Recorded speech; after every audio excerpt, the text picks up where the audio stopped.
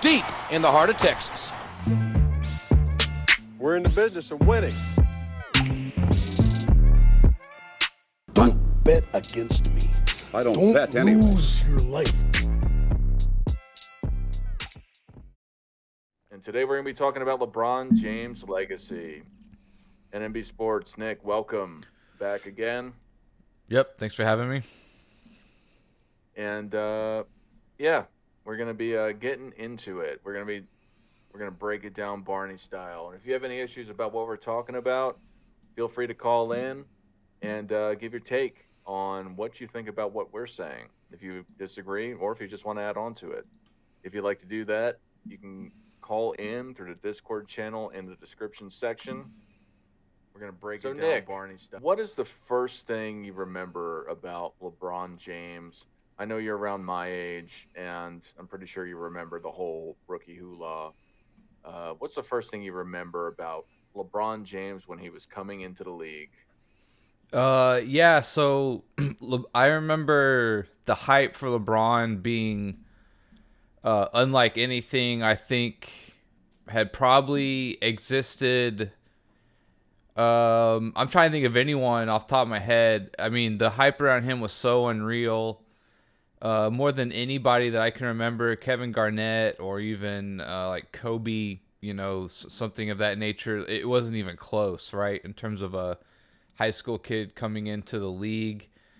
Yeah, I mean that's the first thing I can think of is just the hype. Like maybe because I was, in high school, junior high at the time, and I was more like in touch with like just maybe the talk around the Kool-Aid of the average basketball fan. But yeah, I remember the hype just being unreal. I heard a few people compare Wembanyama and LeBron a little bit. I don't think it's even close. LeBron was, it's kind of crazy, right? Like LeBron's hype was to be the next Jordan. Like he was literally that good. He's done, by the way, he's done a great job living up to the hype, right? Like if you want to say where people said he would be and where he actually is, like it's incredible. He's done as much as he has in terms of that hype. If I was a betting man back in the day, I would say no way he ends up being as accomplished as he is now, right? I probably would say no way. But he's done it all. He's lived up to the hype. The Wembanyama hype's not even close, in my opinion. I think he gets more coverage. He's a little bit of a different player, and he's unique, so maybe that's why. But in terms of what is expected of Wembanyama versus LeBron in terms of right away coming into the league, not even close, right? In my opinion, Wembanyama is, I think, maybe his ceiling and his skill set is interesting. That's why he's getting as much hype. But yeah, the first thing I remember is the hype. It was unreal. It was absolutely unreal, and it's still unlike anything I've ever seen in terms of young guy coming in and what he could be. Yeah, I was in high school at the time that LeBron was being touted as the chosen one, the self-anointed king soon after that, coming into the league just with all the highest expectations, and he was literally called the next Jordan. And it was just a phenomenon. And you're talking about the comparisons between him and Wembanyama. You could say that Wembanyama has had more coverage, but I think that's just the day and age that we live in. It definitely was not. That's a good way of putting it. Because in retrospect, it's kind of like LeBron James was kind of riding the wave of the Michael Jordan hype at the time, before him. Like Wembanyama, people are excited to see him play, but they were following LeBron James around in high school and making documentaries of that. Like they followed Wembanyama around with this pro league and maybe before then when he was playing in Europe. But to the point of that is, it's night and day. I mean, they really just rode the LeBron James train hard when he first came out into the league. Yeah, I was a sophomore his rookie year, so yeah, it was crazy. Yeah, so him doing that, I just remember him. Just the hype was outstanding. When he actually got into the league, how do you think?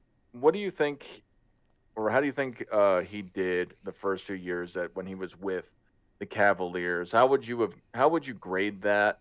Do you think that it was comparable to Michael Jordan's first few years or another player's first few years? Do you think he went above and beyond as an individual and or with the team success the first time around that he was in Cleveland?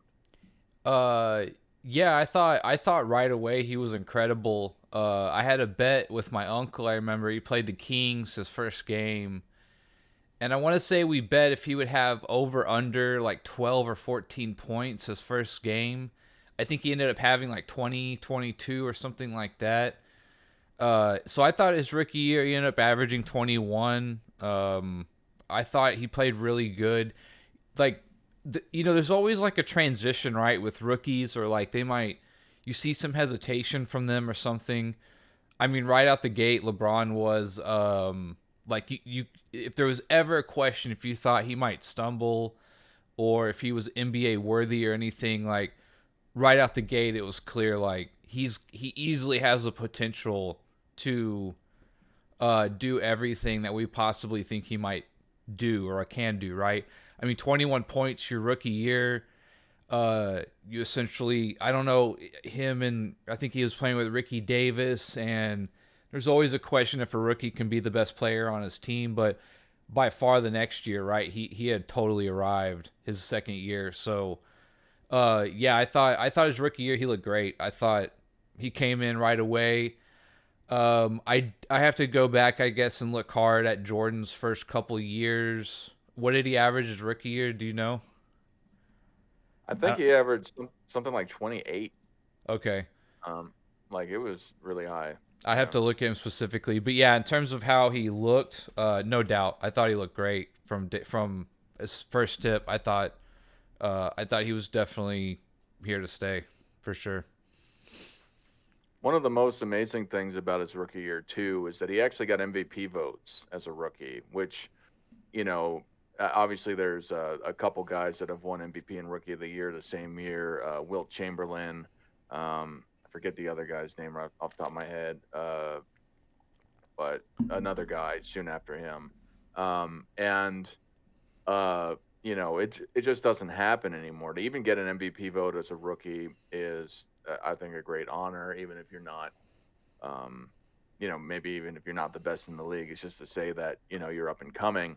They didn't do very well that first year specifically. They didn't get into the playoffs. But I mean, to your point, I think it was a great showing, a great coming out party for LeBron to go and do all the amazing things and really showcase what he was about. I think his first play he ever did was a dunk, or first points he scored was a dunk. Yeah, that's where he Right? got his iconic. Or I don't know if he was already doing it, but that's where he got his sort of. I mean, I guess it's not like iconic, but his cock back, one leg, at the 90-degree angle. Yeah, like that's where he got that pose from. Yeah. The Now, as you were alluding to, the next year he took another big step. Um, but going back to his team, how good do you? I'm not obviously this was in a 6-year run or so, but do you think that the team over that 6-year run? Do you think it's fair to say that that team was garbage? In short, a lot of people just chalk it up as that team sucked. That's why he wasn't able to win. Do you think his team was garbage? No, I think garbage is always a little harsh, right? No matter who you're talking about. I always kind of think of like Allen Iverson, right? Did he have the best team? No, but a lot of people would be like, well, his team was garbage. Well, he that one year they made the title run, he had I think he had defensive player of the year, six man of the year, coach of the year on his team. So I mean, again, he of course didn't have the star talent, right, that maybe some other teams had alongside him, like the Lakers, right, who they lost to. But I think the teams were okay. Drew Gooden was all right. Larry Hughes was okay for a while. Igauskas was a decent center, right? There were some other guys there. Again, they didn't have the punching power, a 1-2-3 punching power that other teams had. But LeBron was always the best or second best player on the floor essentially from about his second or third year going forward, right? Almost no matter who he stepped on the floor with, he was no worse than the second best player, and most of the times, right, probably 90% of the time, he was the best player. So, you know, they weren't they were not the best, but kudos to him for doing what he did with them. I mean, the Cavaliers are pretty successful for a while there, went to a final, so I think you got to commend James for that. They weren't that good, but they weren't garbage. I think garbage is a little harsh, but yeah, it's kind of how I see it. Yeah, that '07 team specifically, you can't be a garbage team and then go to the NBA Finals. It doesn't matter if you're in a weaker conference, if you want to say that, which I think most people would agree with that. It doesn't matter. You still got to be better than 15 of the best teams in the world. So, um, you know what I mean? I think that's always an overstatement when people say that. And then they, again, were a great defensive team that were LeBron James did a it was primarily the scorer. It was kind of similar in the ilks of that 76ers team that you brought up, is that the whole team lived and died by LeBron James scoring and then the rest of the team's defense. So, you know, in layman's terms. Yeah, So and to me, I was before I forget, real quick, we were talking about how great he was, like immediately. I can't remember who it was, but I just remembered this. There was some kind of article, or it was some kind of semi-serious writer, or like a well-respected writer. He did his top 50 of all time, and I think it was after LeBron's rookie or sophomore year. He put LeBron at like number 30 or something like that, and people thought he was crazy, you know. But of course, he ended up being, he even underscored him where he truly would end up being, but he essentially had only seen like one season of LeBron. He was like, yeah, like I think he's going to be that good, you know, barring injury, you know, stuff like that. He thinks he'll have the all-time stats essentially to be top 30 at least, right? So, yeah, that just to prove how good he was, like we were talking about earlier. But I just want to get that in real quick. Yeah, yeah. And I mean, he went and he had that one series against, I believe it was that year, to beat the Detroit Pistons. And I think he scored, you know, what was it, like 20 some straight points in the fourth quarter to come back and win that series. Like 26 of 28 of their final points. Yeah. That was definitely, you know, so like you're talking about basketball that I've seen, right? That I remember seeing as like a high school kid or someone who was like more familiar with basketball. I remember Jordan's last shot as a Bull. Do you know what I mean? But it was just as a kid who played basketball for fun, right? But in terms of seeing LeBron do that against Detroit at the time, it was considered a really good defensive team. Uh, that probably, seeing that live was probably got to be like top 5 performances that sticks out in my mind. Watching it like live, just play after play, just it was like nobody could stop him. It was pretty unreal. I think so. You're talking about memories during that time. I think my favorite memory during that time, also because I'm a Spurs fan, is when he's like, "You're next up." When Tim Duncan goes and he grabs him, he's like, "You're next up, but not right now." And he goes and they start laughing and after he swept in the finals. But definitely, man. Yeah, LeBron had a quick ascent. You know, I mean, it was like his 4th year. They went to the finals. That's pretty. That's a pretty quick ascent. So. Yeah, and then after that year, they started running into the Boston Celtics. What do you think about that rivalry before he transitioned to going into the Miami Heat? If you're in the chat, please, if you have any questions, you have any comments, please comment. If you'd like to call in, please call in as well. Yeah, I mean, I guess a little bit like I don't know how to put this, but I kind of have a weird thing. I don't really like that Celtics team because obviously I'm a Dirk fan, right? So I think Paul Pierce was drafted right after Dirk or something like that, and they were kind of always compared to each other. And so Paul Pierce and KG got a ring, and I always kind of hated that. And I kind of felt like I'd rather LeBron beat them than, because I felt like LeBron was already like he was gonna get his, right. So I kind of was secretly pulling for LeBron in those series. But it was also really fun watching them get theirs, right? Like Ray Allen as well. Or was Ray Allen there? Yeah, Ray Allen. Rondo was fun to watch. So that was a fun team to watch. I mean, and I didn't really so much care about the East at the time either. But yeah, that Boston team was really fun to watch. Just kind of, people would argue that was kind of the first super team. I don't know how you feel about that, if you want to comment on that. But I don't quite feel that way so much so than I do, because they were kind of older guys coming together, and they got Rondo naturally, and Paul Pierce had been there forever compared to guys in the prime, right, kind of doing it. But yeah, I mean, that was those are fun series to watch, and I think you're right. The Celtics just had too much for LeBron. They knew how to play him in a way. Even though LeBron had great series, I think they knew how to play the rest of the team. And again, they ended up winning a championship, so they definitely wasn't luck. And yep, they stopped LeBron there for his last 3 years in Cleveland. Yeah, I think that that Celtics team is way, way, way underrated. Where a lot of people go and they kind of just brush them off as if they weren't dominating those few years, and then they came up, and not to jump forward, but really what knocked them off is when the Heatles came to be. Um, but to go to two finals, and they ended up beating the Kobe Lakers, which that stopped them from three-peating. Uh, you know what I mean? It's a big deal. So it's something that I think a lot of people tend to forget. But you're asking about super teams. Do I think it was a super team? Or the first super team you asked? No, I think there's been super teams before them. But if you're talking about compiling players, like more than one player, I mean, that's probably a fair assessment where you got, more than one player that's a top tier player going to one team. I can't think of that. Obviously, over the years, there have been guys that have been there originally, and then they add a superstar.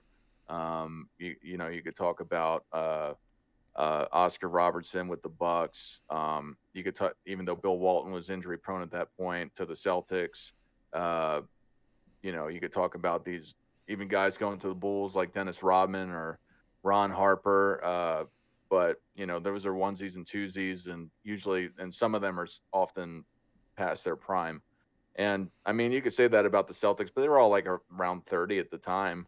So I wouldn't say they're necessarily past their prime, but they weren't like the Heatles were. They were all in their, the mid 20s, really, mid to late 20s. So yeah, you could say that, but if I would say no, in total, because even getting Wilt Chamberlain on the old school Lakers, that made it a super team.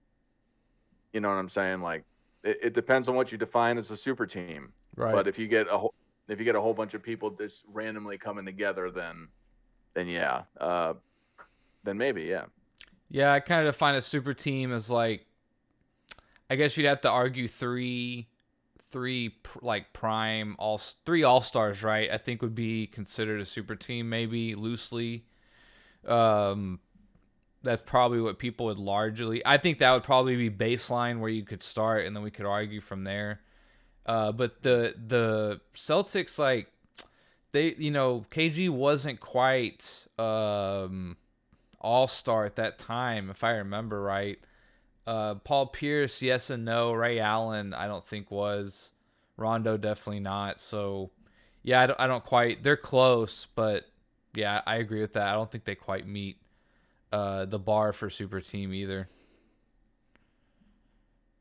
And then the decision. What do you remember about the decision? What's the thing that sticks out with you for that wonderful hour-long TV special?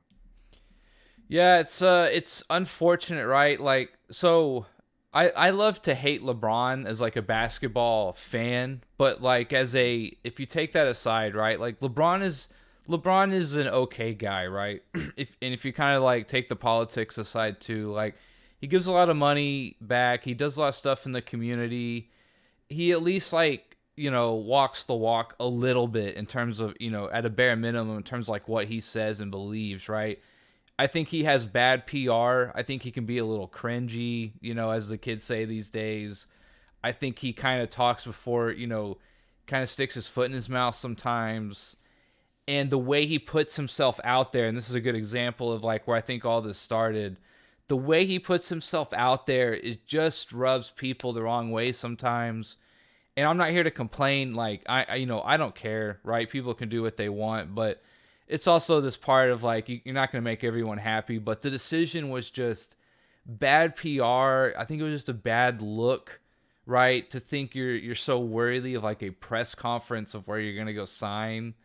And again, what's sad is like I think he gave $3 million or something to the Boys and Girls Club, or they were tied in somehow, if I remember correctly.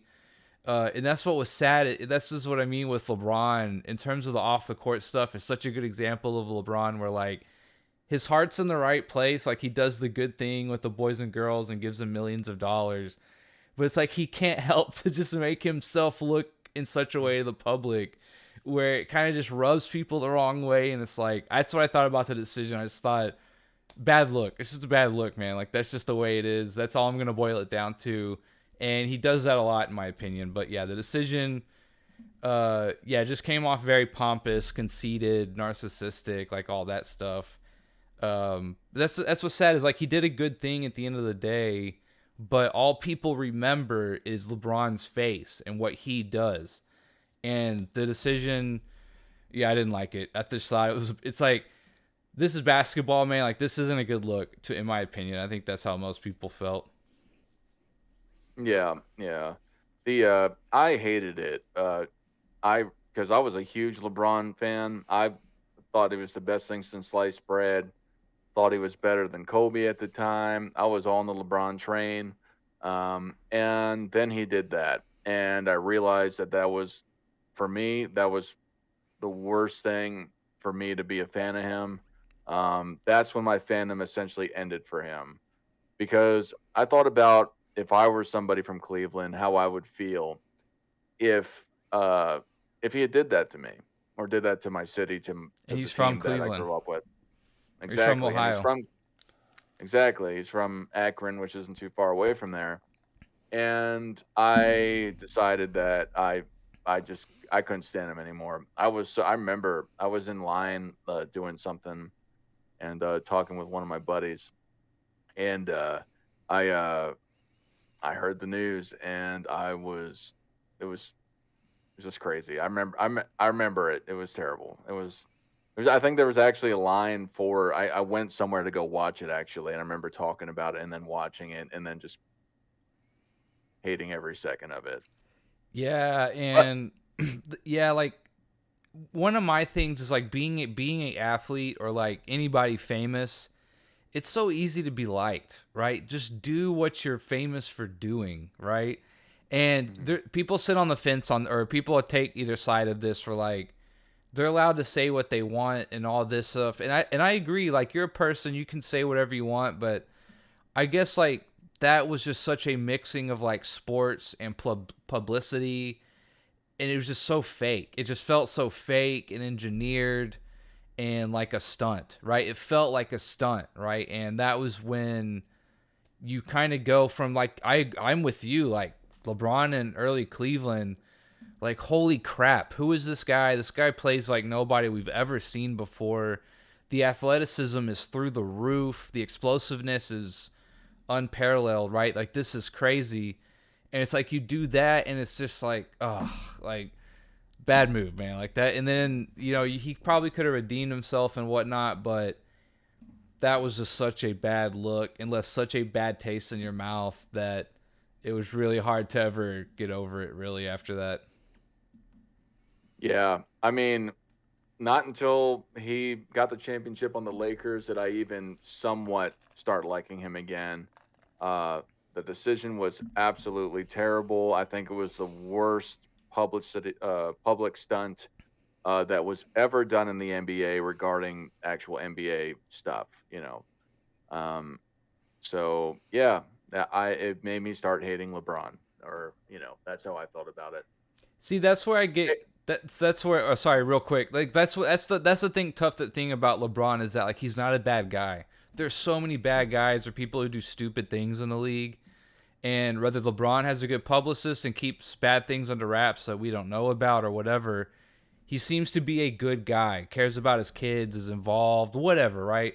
Seems to be a good guy. And that's why I don't hate him. I don't really necessarily like him. I like to root against him, but I admit that bias. And so once I do that, like, I feel like I have a pretty based view of him or unbiased. But yeah, that was a bad look, man. But he's such a good guy off the court. He's done so much. It's hard to like hate him. You know what I mean? So I can understand that like you just didn't like him and you kind of came around on him. I kind of feel that too. Feel like after I'll soften up on him as the days go by, probably depending on how he acts after he retires, right? Who knows? Yeah. Tim, welcome, Tim. He says, "Hey all, Jordan is better than LeBron. I missed the first 23 minutes. Did I miss an important take? You missed the whole first part of LeBron's career." Yeah, Cleveland. The first Cleveland part, just what we thought about him when he was coming out. I guess you'd have to watch it back to think of it, hear anything intriguing. So I can't really think off the top of my head. But what came after the decision was, to me, the most evil team ever created, which is the Miami Heat. They wore black, ironically. But I think the fallout from the decision really left a bad taste in a lot of people's mouths. Sure, some people still rooted for LeBron, the LeBron fans that just didn't care that he took a dump on Cleveland. But a lot of people really hated the Miami Heat, including me. I obviously, hate's a strong word, but we're talking sports here. So sports hate. So what did you think about their first year, which I know you probably have a liking to? Did you think they were going to come out as strong as they did that first year? Did you think they were going to win not 7, not 8? Or what was your whole impression of that first year, and then what happened with Dallas? Yeah, well, starting after decision, that concert they had or whatever to announce how many rings they had also plays into the decision on how it was just a horrible. Like, I don't get how he doesn't see how this is perceived, or maybe he really was that confident that they really were going to win 5, 6, 7, 8 rings or whatever. If he did, I guess good for you, but that's quite a thing to say, right? Especially on such a stage. But yeah, I thought getting to the finals was impressive. I mean, they beat Boston. That was like their biggest obstacle. I think they played them in the second round or something. So I mean, I thought they did pretty good. I mean, that's what you set out to do. So that it was kind of one of those things where it's like this should be all, I don't want to say a walk in the park, but this is what you guys came together to do, right? Getting to the final should have been maybe the floor, right? Maybe the floor. Maybe a conference finals wouldn't necessarily be a total loss the first year. But yeah, getting to the finals is what you guys expected. To win so many rings, you must be expecting to win all of them starting this year or the next. So getting to the finals would be at a minimum a good start, I would think. But yeah, that's what I thought of the first year. Again, everyone was rooting against them at this point. I obviously was never a Dwayne Wade fan to begin with. I like Dwayne Wade. I think maybe I overhate him a little bit. He's a hard player to gauge all time kind of thing, but he definitely was a great player. I obviously like to root against him in Miami, obviously. So like I was very biased in this, but yeah, I thought getting to the finals was acceptable. What would probably be the best way to put it. Yeah, for me, talking about Dwayne Wade, I'm a huge Dwayne Wade fan. I loved him. I really just hated LeBron and that he went to the Heat, and it kind of just, guilty by association was the rest of the Heat, and them just conspiring to do it. But that Miami Heat team, yeah, what I thought initially is that they had to go to the finals. I mean, you made this whole big show about it, about how you're going to win all these titles. There's no way that you're not going to win, especially when you had Dwayne Wade, who was considered a top 5 player in the league at the time. And then you had LeBron, arguably the best player in the league at the time, and Chris Bosh, top 20 player. And then just to continue and see, well, I mean, they pretty much tore that whole team up. But they had Eric Spoelstra there. I think they were the only three, and then Udonis has them on contract, and then they just built the entire team from scratch for the most part to be based around LeBron and Dwayne Wade and Chris Bosh. So to me, they had to win. There was no excuse not to win, and they had to do it because you wouldn't go and make this big show about it. Yeah, that's kind of how I feel. And also, shout out to Eric Spoelstra. I think I love to hate him early on. I feel like he got gifted a couple rings, essentially. But he's proven out to be a pretty good coach in Miami. He's done some nice playoff runs and whatnot. So I wanted to make amends with Spoelstra in my heart, live on air, right? Just I used to root against him so hard, but he's actually turned out to be pretty good. Spo, if you're listening, the negative energy is gone. Yeah. Now he can win a ring. I never hated him. I just always thought he was, like, when he was in Miami, I thought he was a pushover. He always looked super nervous. He always looked like he was just kind of in the middle of everything. Yeah, he kind of looks like, I don't want to say a car salesman, but like a banker lawyer type, and he kind of looks out of place, and like, not that you can like fully trust him or something. I don't know. He kind of gives off like, what are you doing as a coach kind of thing, I get that. But I think nowadays he's, grown into it. But what you're talking about is just gifted that team, if you want to say that. Just put in that situation with all those high expectations. He just looked like the whole world was on his shoulders, which it was in a way. They expected that team to win. So yeah, right. That's true. And they got those 2 rings. So I mean, you can't say that he didn't do a good job, even though they were supposed to win more than 8. So, but that's neither here nor there. What do you remember most about that Dallas series that you love so much? What's one? I know you've talked about it before, but man, game two. I don't know if you remember specifically, but game 2 of that finals, down 15 with like 7.5 minutes to go.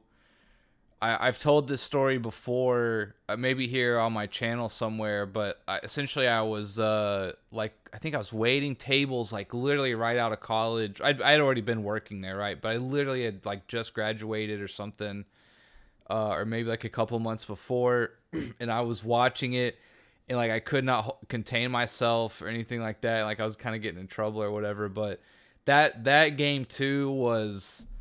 Man, that was like one of the craziest things. I talk about that LeBron performance. Like for me personally, that game 2 was, it was like magic. It was literally like I couldn't control myself. It was crazy watching it.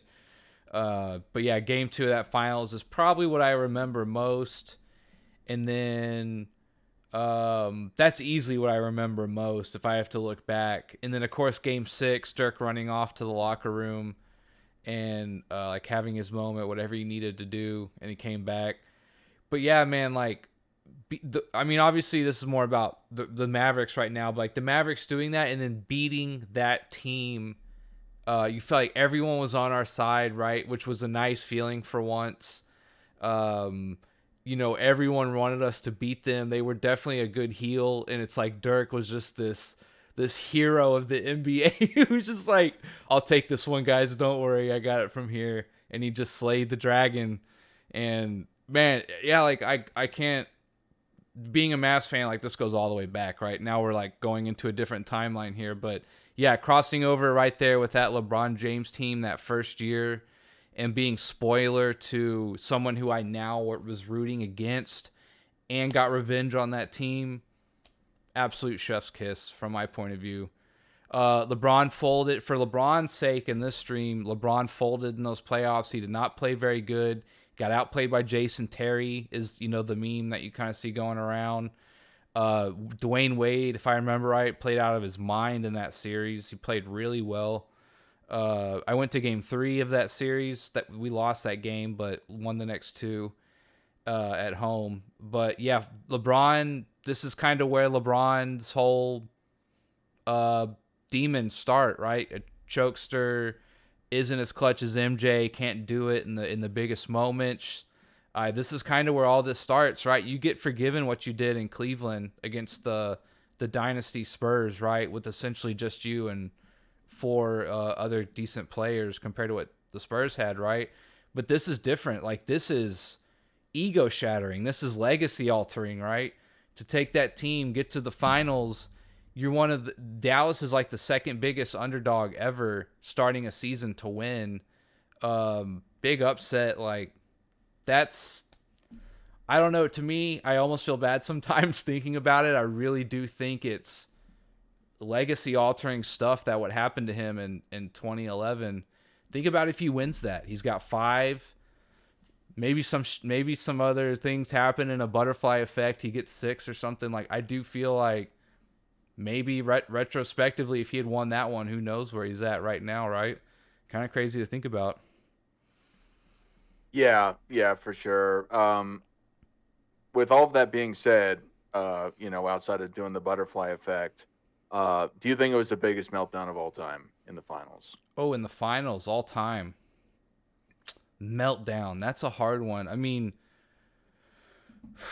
I guess I was going to say West, but West never had a meltdown. He just didn't win. I don't think he ever really had a meltdown. I think he had like 6 or 8 points one game in the finals. That's pretty bad.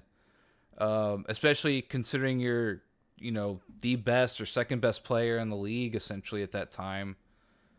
Second or top 3, right? Easily. I don't know. That might be off the top of my head that there's, especially with all the help you had. All you had to do was win, even if you had subpar stats for you. People forget about that, right? Or they'll say he defaulted to his teammates and they still won. But yeah, to lose and what he did, off the top of my head, I can't. I mean, Dirk had a pretty bad one in 2006, to be honest with you, right? But yeah, Dirk never really had a performance like that that I can remember. He did the following year, but in the first round, not the finals. So I'd probably have to say, yeah, that might be him or Dirk. Dirk might actually, remember I'm being biased maybe, but that one hurt a lot being up 2-0. Even LeBron didn't get up 2-0, but in terms of just an absolute egg, I would say LeBron probably takes that one over Dirk with the slight edge.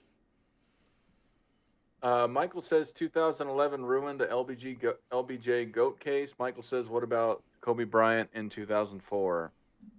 If I had to say, I would have to say it. It's got to. I think it's probably got to be the LeBron one. Just what Nick was alluding to, he didn't score. Just got caught up, and I think Jason Terry outscored him most of the series, if I'm not mistaken.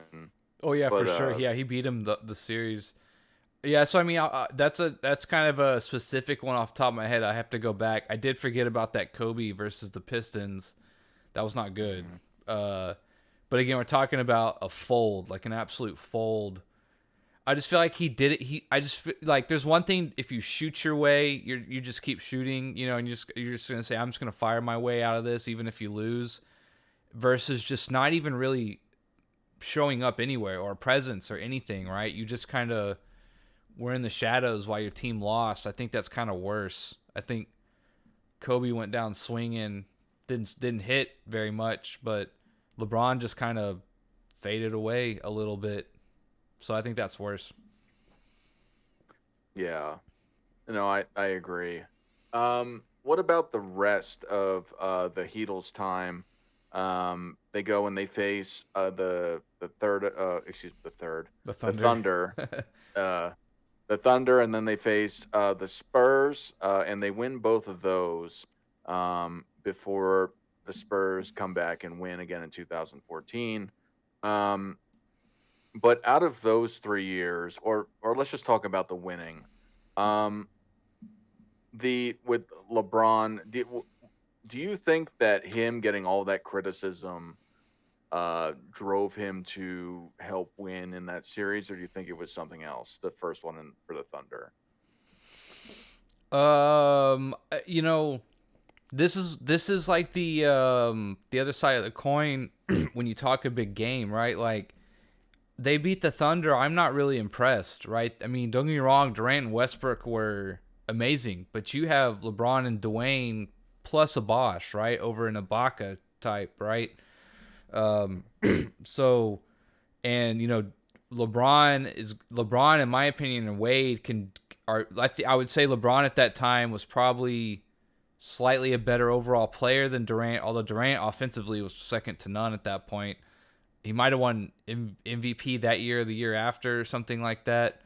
Um, and I think Dwayne Wade's much more capable and has a much more polished game than Westbrook. You beat them. That's their first time there. I'm not necessarily impressed. I don't really have a feeling about it. They just kind of win. I'm just like, all right, well that's one. That's 1 for 2. I'm not impressed yet. In terms of that Thunder one, I didn't think much of it. Beating the Spurs was impressive. I mean, it was at least a battle, right? Again, I'm not necessarily scratching my head, how did they win, or jumping up and down, or being like, I can't believe what I just saw. But it's much more impressive than beating the Thunder or anything like that. And, they had Ray Allen at this point too. They added him. So that helps. But obviously it helped in game 6, right? Obviously that one hurts. But that one's, I give a tip of the cap on that one. But again, 2 championships out of 3 appearances with that team. 1, I say well-deserved. Good job. 1, shoulder shrug, whatever. 1, pretty bad loss. It's again, relatively on paper, I would say, wow, that's an amazing 3 years. But you said 8, like we'll get to 6 or 7. I'll start saying, whoa, like this is a very impressive, So that's minus him doing that whole charade on the concert and the decision. If I just look at it on paper, I'm impressed. But for your standards, it's not bad, right? So that's the negative side of what you've set yourself up for. Yeah, exactly. I think a lot of the appeal of those championships go away with the whole decision, because it just was it was just so low class and trash. I mean, and then to go and say that you're just going to absolutely dominate the league for 10 years, more or less, is and then it not happen. I mean, you got to expect some blowback from that. So, and you're talking about the Thunder. I really didn't. Again, they made it to the finals again. I expected that. They said that they were going to do it. The Spurs was a little more personal for me because I'm a Spurs fan. So I thought that there was a chance that they could win, but then when they came back in game 6 and 1, when the Spurs had it in the bag, I thought it was over for them at that point. And then obviously the shot of doom by Ray Allen and the 8 chucks that they couldn't hit a shot, and Spurs couldn't get a rebound after being up 10 points and taking Tim Duncan out. That was terrible. Yeah, I was definitely rooting for you guys, and I was glad you guys got revenge too, for sure. Yeah, and then the Spurs come back the next year and they get the highest point differential ever in NBA Finals. I don't know what the number is, but I believe that record still stands as just getting, because the one game that they did lose, because they won in 5 games, the one game that they did lose, I believe they lost by 1 or 2 points, and then they just smoked them. Dang, that's crazy. Because I remember Manu at the end of that game, he took a 3-pointer and it got like within 1 or 2 points, but there's just no chance of them actually winning. It just wasn't going to happen. Yeah, and like what we were kind of talking about a second ago, one thing a lot of people say that I see sometimes on Twitter, I'm not going to say a lot of people say it, but like Dirk's 1 means more than KD's 2 at this moment, right? On the Warriors. You kind of hear stuff like that sometimes in some kind of context, right? If you believe that at all, right, then can you say the same about and they went to the finals another time and lost, right? So they essentially went 2 of 3 as well with KD, although he got hurt, I know.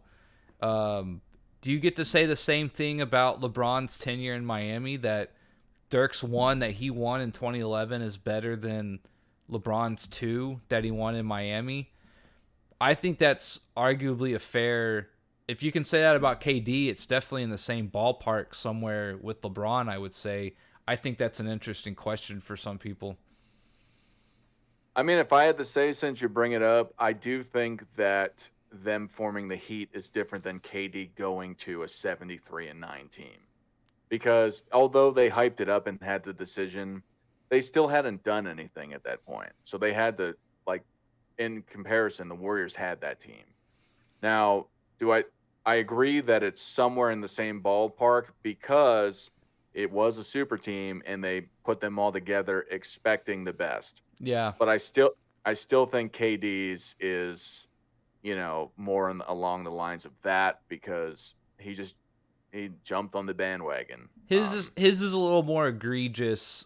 Yeah, I would say, but I guess I see it as the same expectations in my eyes. Like if you win 72, then you should win 72 in a ring with him, right? Or if Dwayne Wade and LeBron all did this in Bosch, they should get to the finals minimum, right? That's kind of what I was saying. Is like with that first year getting to the finals, that's probably the bare minimum of like, okay, this is an okay season for us. Like we can be happy about reaching the finals. Of course, you'd be mad you didn't win it, but all things considered, getting to the finals, you get a shot at it. I mean, I think you'd be okay with that as like an okay year in that scenario.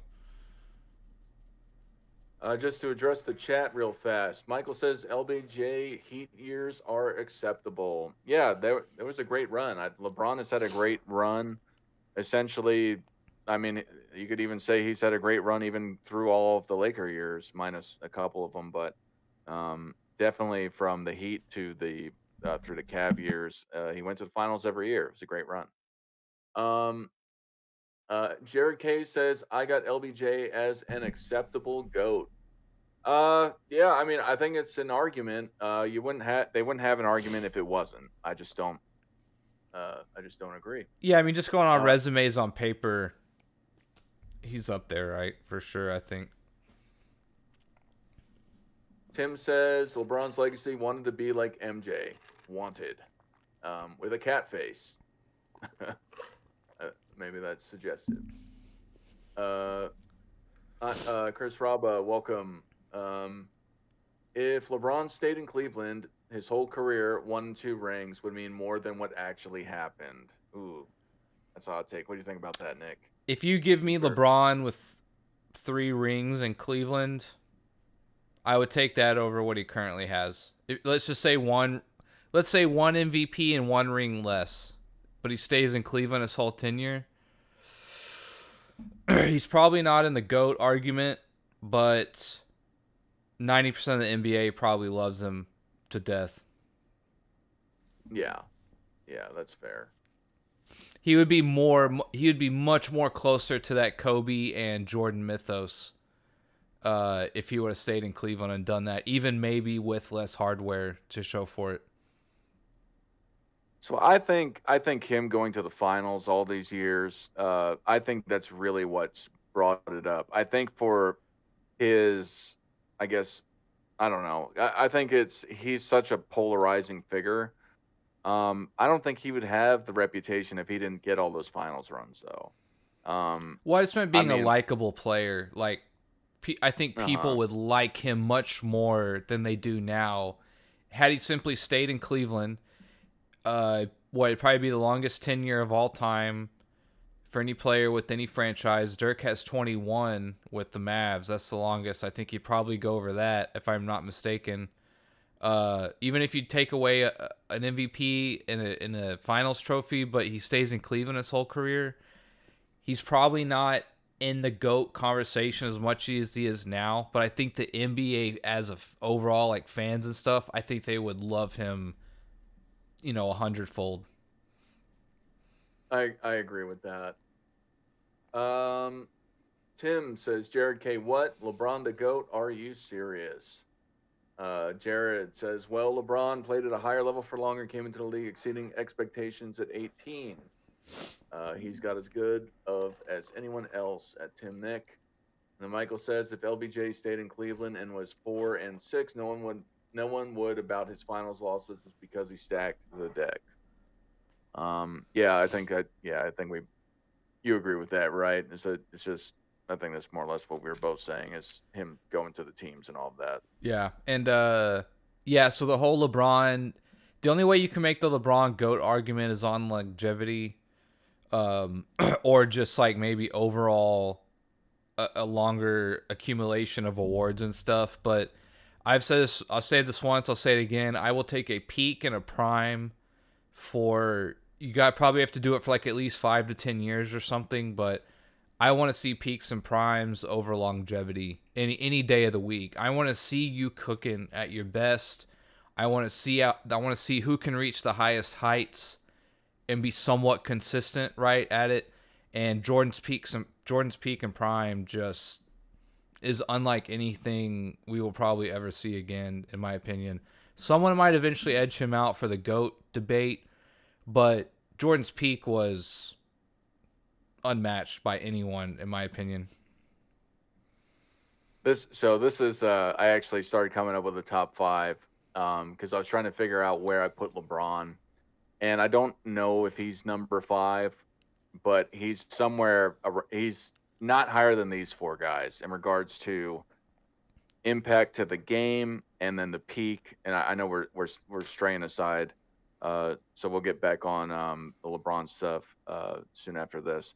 But I think that these 4 guys, just through their dominance of the game, are better than or have a better case of the GOAT than LeBron, just to how dominant they were in the league, which are Michael, of course, Bill Russell, Magic Johnson, and George Mikan. Now, all of those guys won at least 5 championships. That's more than LeBron ever did. Mikan only played 7 years. For the people that don't know a lot about Mikan, Magic only played for 11, went to 9 finals, and went to 5 and won 5 of them. So it's I don't.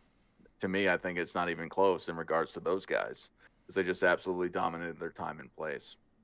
Yeah, I've been thinking about doing a GOAT video, and I might have to make a video alone just on the criteria and how I would weigh it, or to sort of explain why I have people ranked where I do.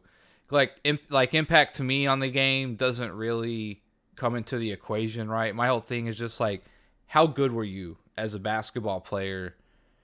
Not even necessarily for your time or like championships, but championships matter, right? Obviously, right? It's the whole reason why we play. But yeah, like I don't even know where to start. I haven't really deep dived into it in so long. And LeBron is a guy that's really hard to gauge. I know I put him on my all-time top 5 team, but that's just because of his versatile athleticism is the best way to put it in a nutshell, right? In terms of an all-time ranking, he might be outside of the top 5. His skill set doesn't excite me as much as a lot of other players.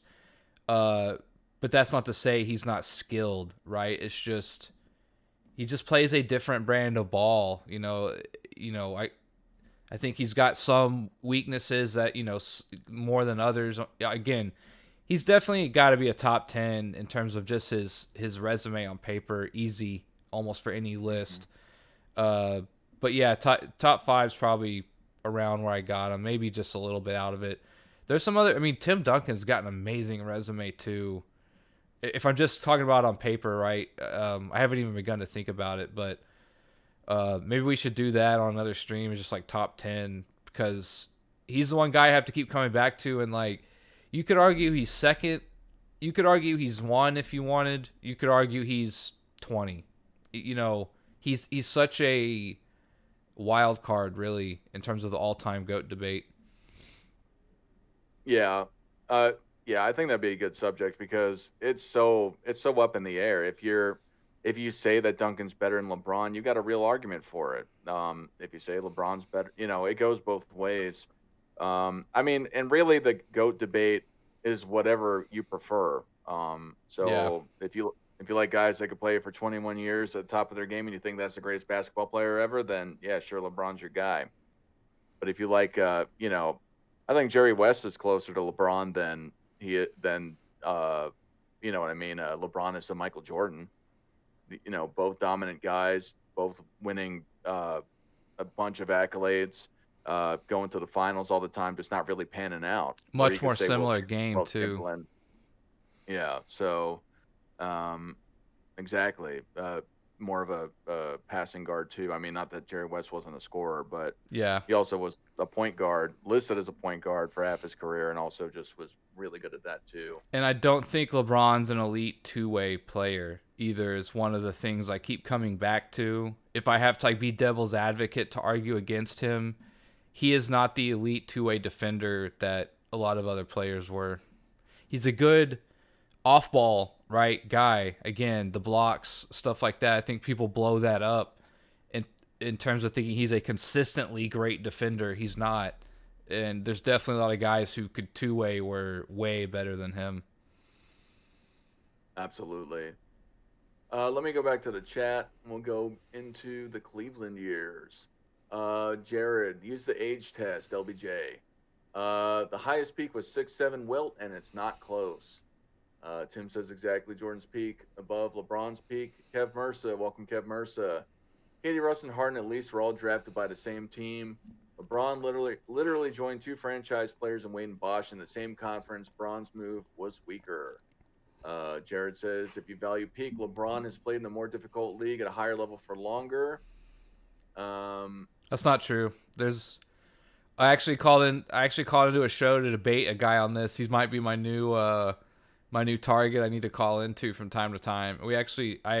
One of my live streams, I started going into it. I recorded it, and there's a few videos I've seen that's not true. I don't know where people get that. Like, do people not remember how weak the East was? I have no idea where they get this tougher NBA. The Celtics really are the only, as far as I can remember, from his first stint in Cleveland to his time in Miami, Boston's like the only team. Detroit was on their way out. I mean, I don't know where this like hardcore East comes from that people think he played in for most of his career. I don't understand that argument. I do have to say, I don't find it fair to defend LeBron, and kind of the same with Michael Jordan, is when they go and they say that they played in a watered down league or watered down conference. LeBron, in my opinion, just simply in regards to being on those dominant teams, the Cavs and the Heat, just dominated the East. The difference is, when I think about Michael Jordan and LeBron James, is that over the years, the guys that Michael Jordan played have been lauded as legendary players, a la Reggie Miller, Patrick Ewing, those sorts of guys out of the Eastern Conference. And then earlier on in his career, but he wasn't winning at that time. I'm specifically talking about when he was winning. Pretty much the New York Knicks and the Pacers, for the most part. But outside of that, they go and LeBron, like, we know who these people are, but to me, the legend behind those guys is bigger than the guys that LeBron has played. Do you understand what I'm saying? Or yeah, they've stood the test of time so far more than maybe the guys LeBron has played. I tend to agree, right? I mean, if you take away the Celtics, and again, LeBron sort of beat the Pistons there in their last hurrah, and they were kind of not ever the same for a large portion there of his stint in Cleveland and then, of course, in Miami. I guess I just don't see these heavy hitters in the East that, you know, that makes them harder, right? I mean, yeah, sure, he's played against some great guys, some great players. Don't get me wrong, but I don't quite understand that. To me, they're about the same. Like, I don't see a big difference. Is more I hear that all the time. I just don't think it's the point people think it is. Yep. So I'm gonna just go, and I'm not gonna address everyone in the chat. I apologize, but you can continue. Keep going. If you super chat me, I will answer whatever you put up there. Ayana said, "Welcome, Ayana." He says that he's the best all-around player we've ever seen. Talking about LeBron James. His two-way his defense is there. other guys that are much better two-way, all-around basketball players, in my opinion, than LeBron. He is maybe the best all-around offensive athlete, if you wanted to maybe put it that way, right? With his stature and his way he can sort of dribble the ball as a 6'9" point forward. We haven't really seen since maybe Magic or something. That's closer to what he is in my mind. He's more of a Magic than anything else. It really, in my opinion. Yeah. Jared says the players are just objectively better now. It's not even really up for debate. And that's going back and forth in the chat. That was another thing too. I wanted to comment. Yeah, now these people commenting got me going. There's not some massive human evolution between the 70s and like now, right? The style has gotten different. The dribbling is different. The shooting is different. You have to understand, if Jerry West played today, he would play like guys today, right? That's why I don't really totally buy into the whole era argument and the time argument. You could say maybe today's athlete is a little better, but by how much, right? From like the 50s to today, we're talking about the average height difference is like 2 or 3 inches. These guys aren't necessarily like track star athletes or something. Like, they're maybe getting a little bit better crop of athlete to play in today's game, but that does not mean a Jerry West could not have come in today. He's an athlete himself, right? Like, he could play the game. He was good. He would shoot like today's guys. He would have a step back, right? That's why I don't really, Bill Russell was like second in his grade as a high jumper in the Olympics, right? Or what have you at some point, right? These guys were all athletes. Like, these guys could run and play.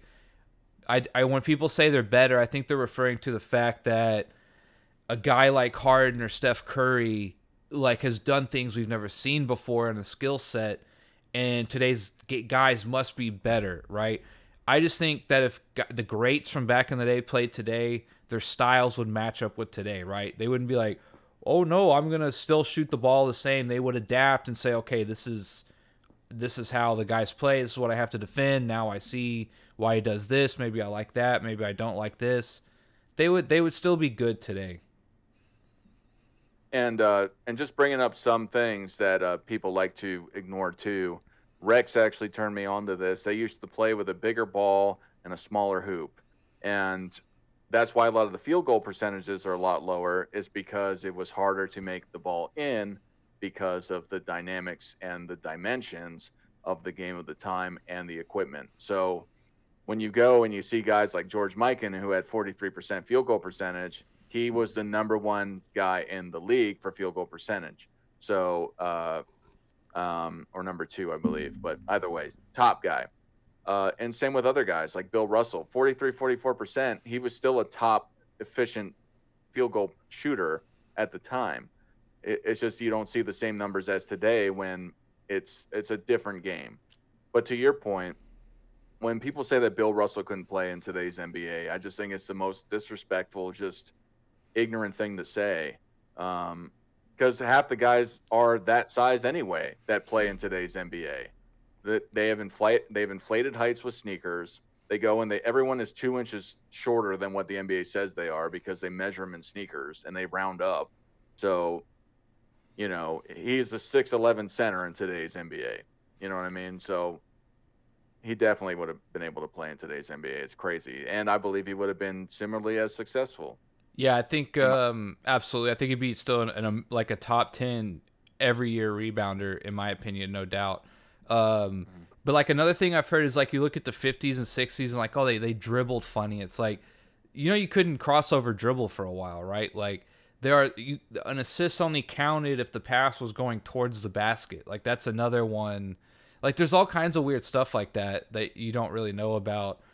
And it's like, that's what I mean. It's like you see Bob Cousy dribble and people think like, oh, like he dribbles like he has no style or flavor or whatsoever. Like for him to do the things he was doing even back in the day, right? Like that was him thinking outside the box for his time to come up with something new or creative to get guys open or fake the defense out or what have you.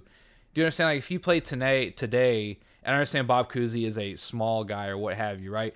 But even if he was a kid just in the gym in today, growing up, he would still probably have good handles and he'd dribble like kids today, whatever, if he liked basketball and he played, right? These guys are not just scrubs who played back in Jordan's time. I mean, we're talking about Jordan LeBron, and he's making this inference like, 30 years down the road, it's a totally different athlete or something. Like, the style is maybe different. That does not mean, right? Nash was in that great transition period. He looks back and he goes, you know what? I wish I would have shot more threes, or I wish I would have shot more, right? Because he looks at today's game, and he was in that transition period of, when the Mavs and the Kings used to play each other. That was the first time you heard in basketball, right? Like, first to 100 wins. He looks at it now and he's like, I wish I would have taken even more shots, right? And he played in the D'Antoni system. And so that's what I mean. Like, if you take a Nash and you just even bump him up a little more, he's maybe dropping 30 a game these days, and dropping 10, 12 assists still. It's not crazy to think that would be the case if he came up today and they were just like, shoot it, be more aggressive, all this kind of stuff with the way it is now, right? It's just a different style. I don't think the athletes really changed.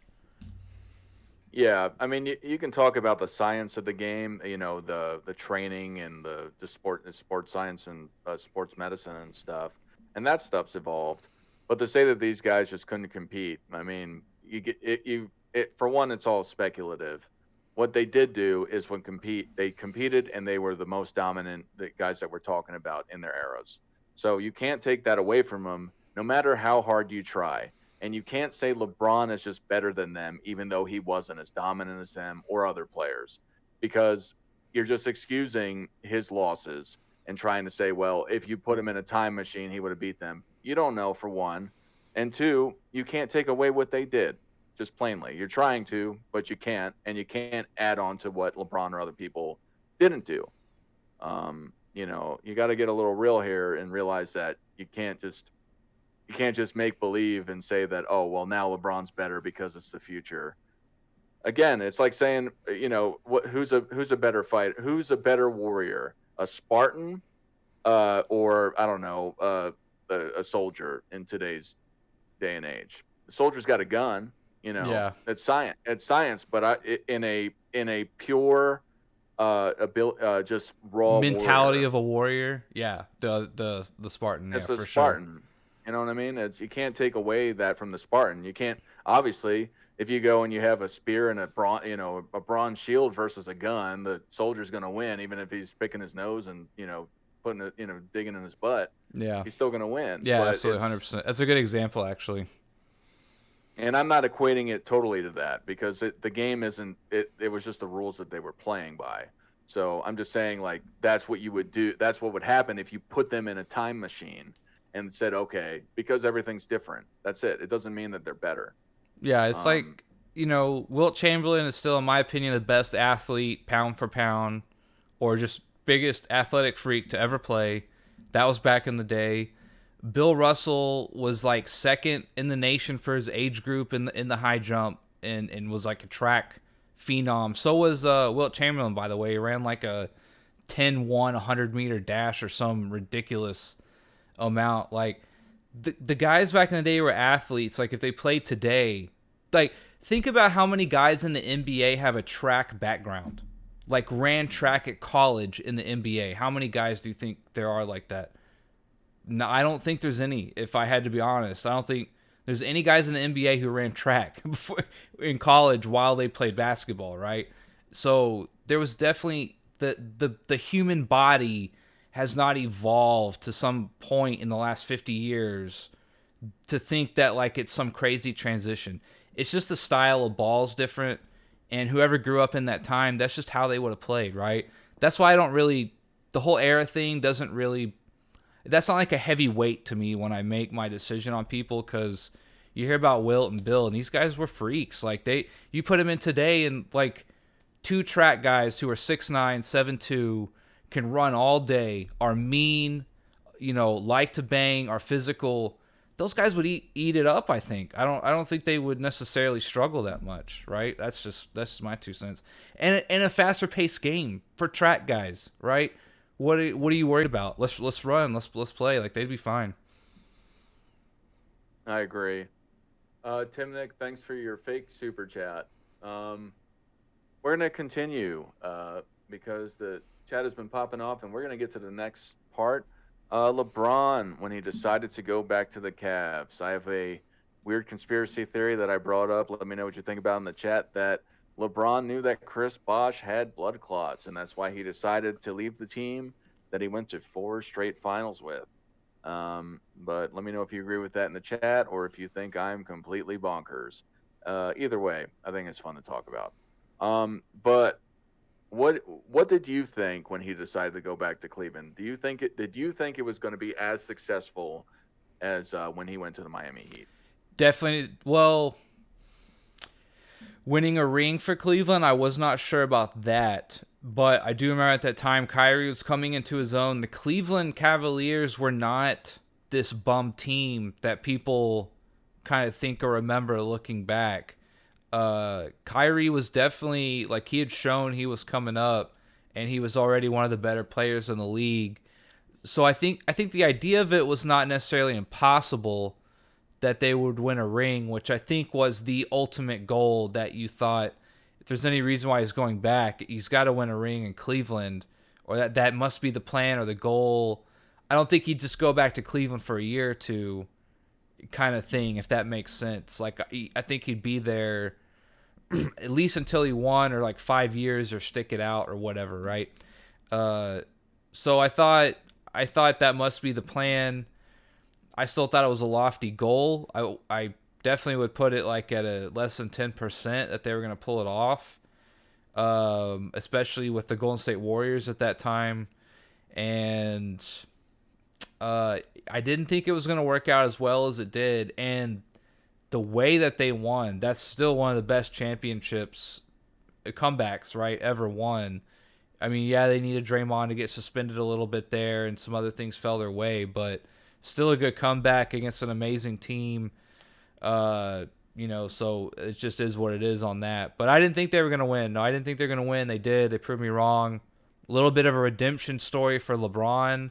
I have my own conspiracy theory about this time. I did a video replying to this More Plates, More Dates guy who talked about LeBron. If he was in Cleveland, but he went back to Miami, and he might have taken some of Michael Jordan's special juice, as you would say, and all that kind of stuff. And he came back and looked different and all this stuff. So I have my own theories that he did in Cleveland, but I mean, I'm glad he got one for the city of Cleveland. That's probably where I'll leave it. Is just, I feel good for the city of Cleveland that their guy came back, won them their first ring as a franchise.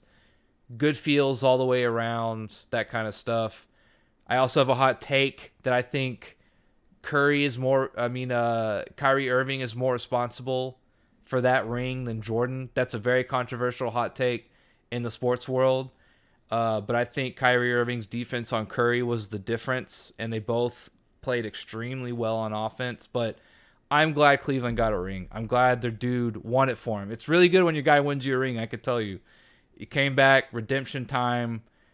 Probably the best part of LeBron's career was winning that ring for Cleveland, in my opinion. I wouldn't really know outside of my pseudo team, the Spurs, but being a Sixers fan, I wouldn't know. At least it's before my time being born. But I know the first thing that I thought when he went back to Cleveland was it was not going to work. I thought he was done. I didn't think he was going to even get to another finals. Wasn't high on the whole Kevin Love, Kyrie thing, especially that first year before the news about Chris Bosh and his blood clots came out. I'm like, he just left the team that's still pretty much together, and they went to the finals the last 4 years. The only difference is LeBron isn't there. So to me, I thought it was not going to be nearly as great of a run, although they only won one championship there. They went to the finals, 4 times or something like that. And to come up and have that rivalry with the Warriors, it was a great rivalry to have. And I think it will be remembered for them going back and forth for all those years in a row. But yeah, I definitely didn't think that it was going to happen. But when they did win in Cleveland, I was very happy for Cleveland. and not particularly LeBron. Just like, whatever, man. You're just trying to make it all better because you did the decision, and I was still mad about the decision, and I just thought it was some BS thing to kind of cover up his mess. He's putting some dirt over his, the mess that he made. But I, but what about that rivalry between the Warriors and the Cavs? What do you remember most about that? So before I get into that, I will say I'm with you. I kind of, minus Chris Bosh's heart issues aside, I do wish he would have stayed in Miami, because I think some Golden State, Miami, that trio versus their trio, minus Kevin Durant a little bit too. But to think that those teams, again, Chris Bosh stays healthy, I really thought, thinking back, I really thought we could have got a good rivalry of some good teams with some good trios there for a few years. But I mean, yeah, like his time in Cleveland, again, I'm glad. I wasn't so much happy for LeBron either. I guess I didn't so much care about LeBron, but again, I'm just glad Cleveland got that ring. Crazy comeback. I think what Golden State won 2 out of 3 on them. Is that right, or one of 2? I can't quite remember.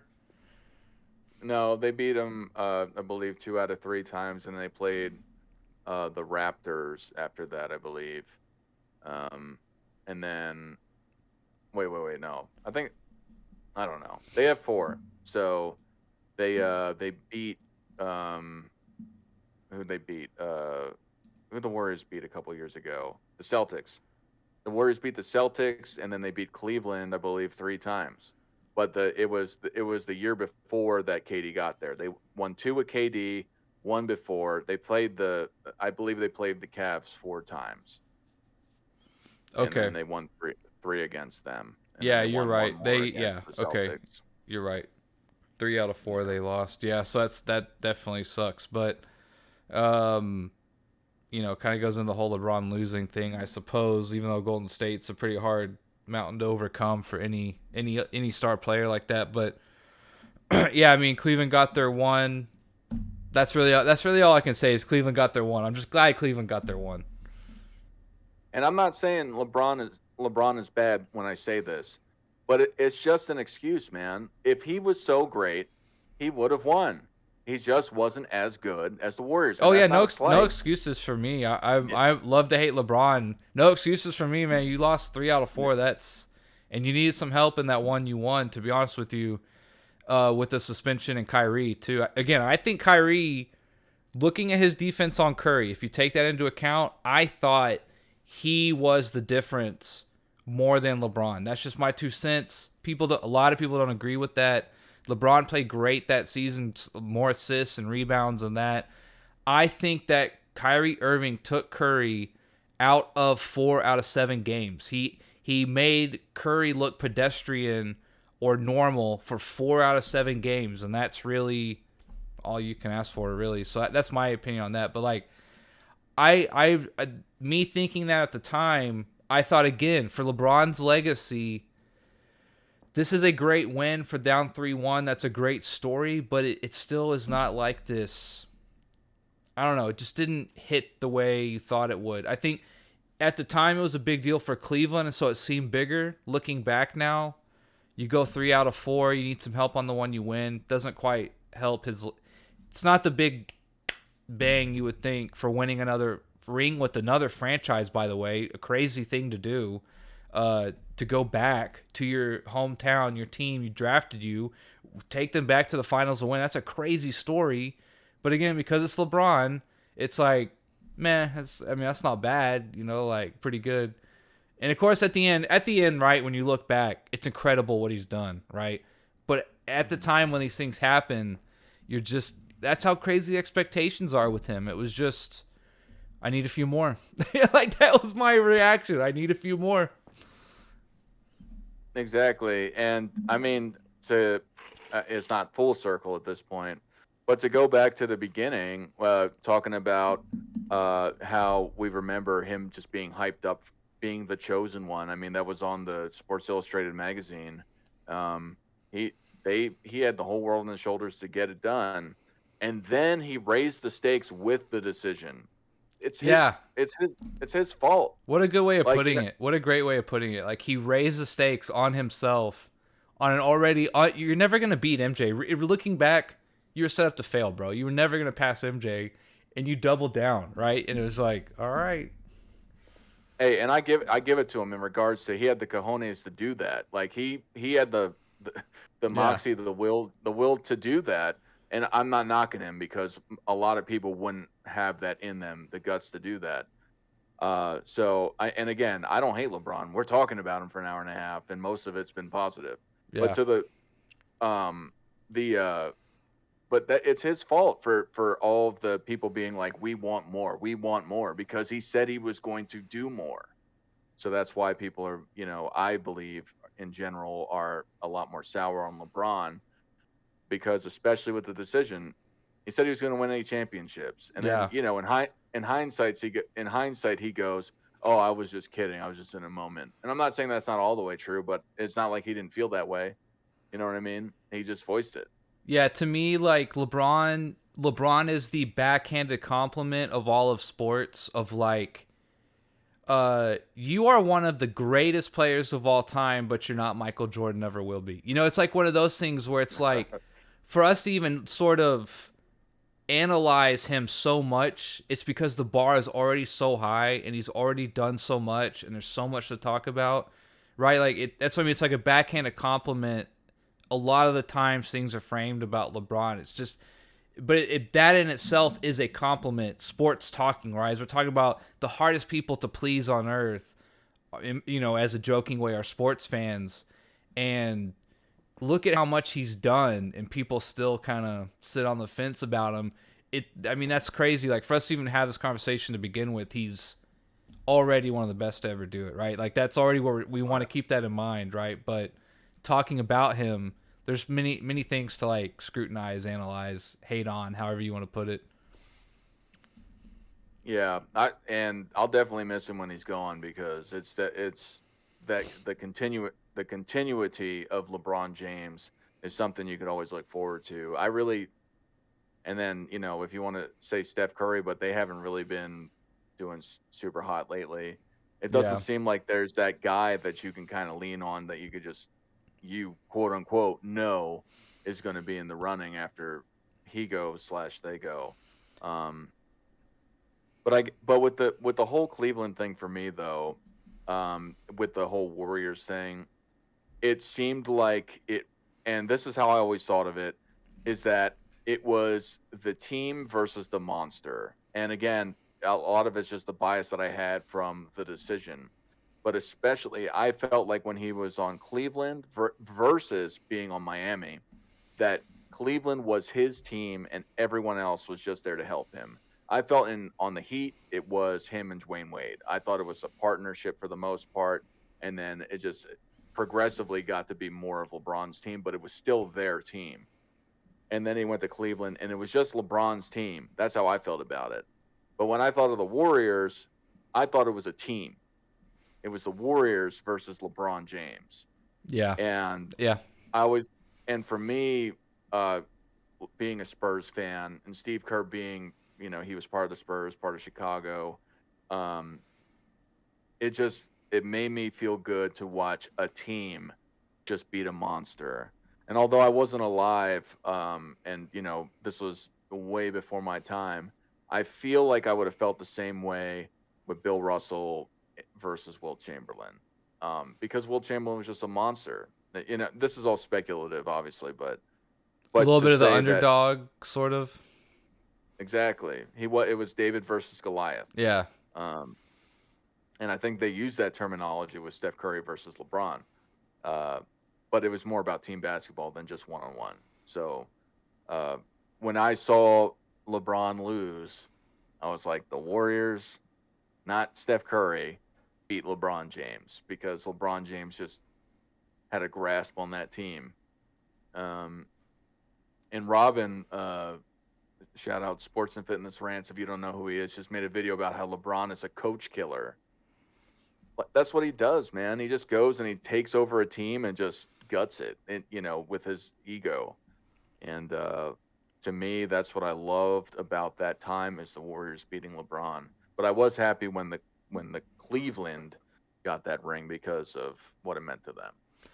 Yeah, so like Um, my biggest knocks against LeBron are definitely he tries to front office too much as a player. I mean, I think we all know exactly what I'm talking about, like what you said, where a coach, a manager, other guys on the team even are no longer worried about them being on some kind of merit-based performance, how we would explain sports to people, right? How good are you? Are you worthy of minutes or not? To this, like, you are on now LeBron's totem pole, right? Like, that's always in the back of your head with him because he controls so much, right or wrong. Some people like the player control. Some people think everyone has a role to play. Players are not front office kind of thing. Not to knock them, but it's just we all do what we're special at or good at, right? You now are worrying if you're on LeBron's favorites list or not, right? Like that's always been what my biggest knock against him is that, and that's probably playing into that coach thing where is the coach running a team based on what he thinks will produce the most fruit in terms of wins and losses, or does he just want to make sure he's running a system LeBron likes, where LeBron controls the ball, LeBron makes the decisions, LeBron gets to pick the personnel for this thing he likes, that thing he likes, right? That's my biggest knock that I hate. Take all the off the court stuff away in terms of just basketball. That's what I hate the most about LeBron, for sure. yeah, it is annoying. Like I forget who it was. I think it was Ty Lue, or somebody where he just literally grabs the playboard from the coach and starts writing up a play. Like he snatches it out of his hand, and it's like, dude, like for one, it's rude. Two, like what's the you know, are you the coach? You should just get paid to be the coach at that point, and just have your assistant coaches there. Um, but yeah, it was That being it said, isn't. Ty Lue's a pretty good coach. Yeah, yeah, and the coaches that he's had, a lot of people like say he's never had great coaches. He had Ty Lue, he had Eric Spoelstra, Mike Brown's uh, been turned it coach around. of I the thought year. Mike Brown, I was like, that guy's way in over his head the first time he ran in with LeBron, and now he seems to be a pretty decent coach from what I can tell. So Frank Vogel was on the Pacers before. I actually know his cousin. You know, but whatever. That's just a side story. But I didn't even know they were related. But until he won the championship. But and then anyway, just one more thing that kind of is a second layer to that is along with what I just said about LeBron is this next thing is because of that. One thing I always hear about kind of like LeBron versus Jordan is like this leadership thing. I think Michael Jordan's hands down a better leader by what he demanded from you. I don't think LeBron's a good leader. I don't know where this comes from, really. I think it started with the fact that he was willing to pass the ball in big situations, which some people pat him on the back. Some people said, you're the best player. You should be looking to take the shot. Sometimes it's like he wasn't even looking.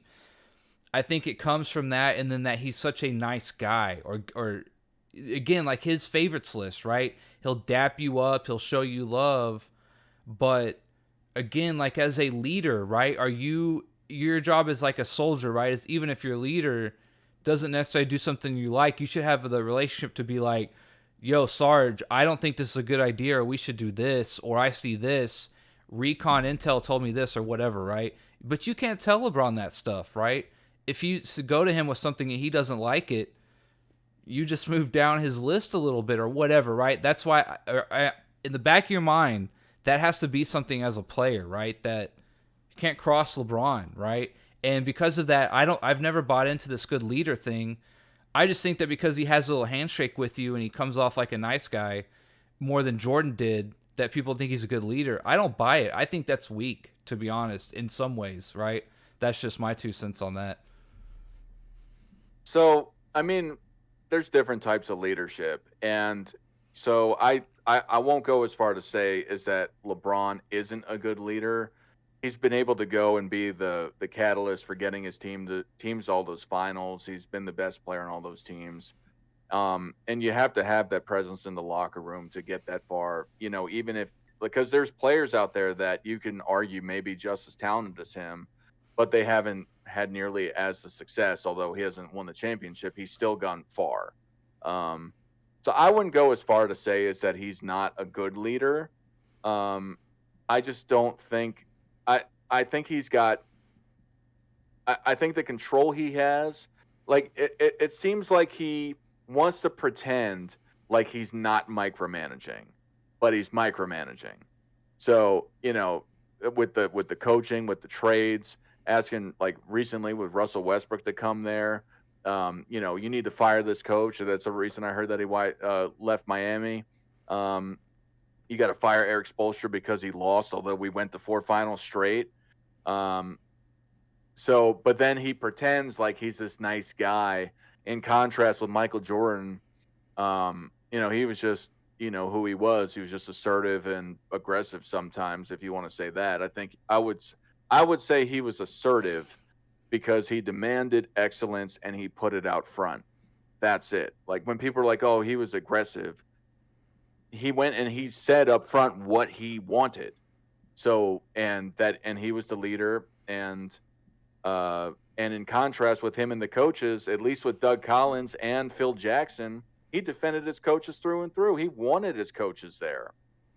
LeBron was like, "Oh, well, I didn't win a championship, so, bye, guy. I don't want to, I want you fired or I'm going to leave."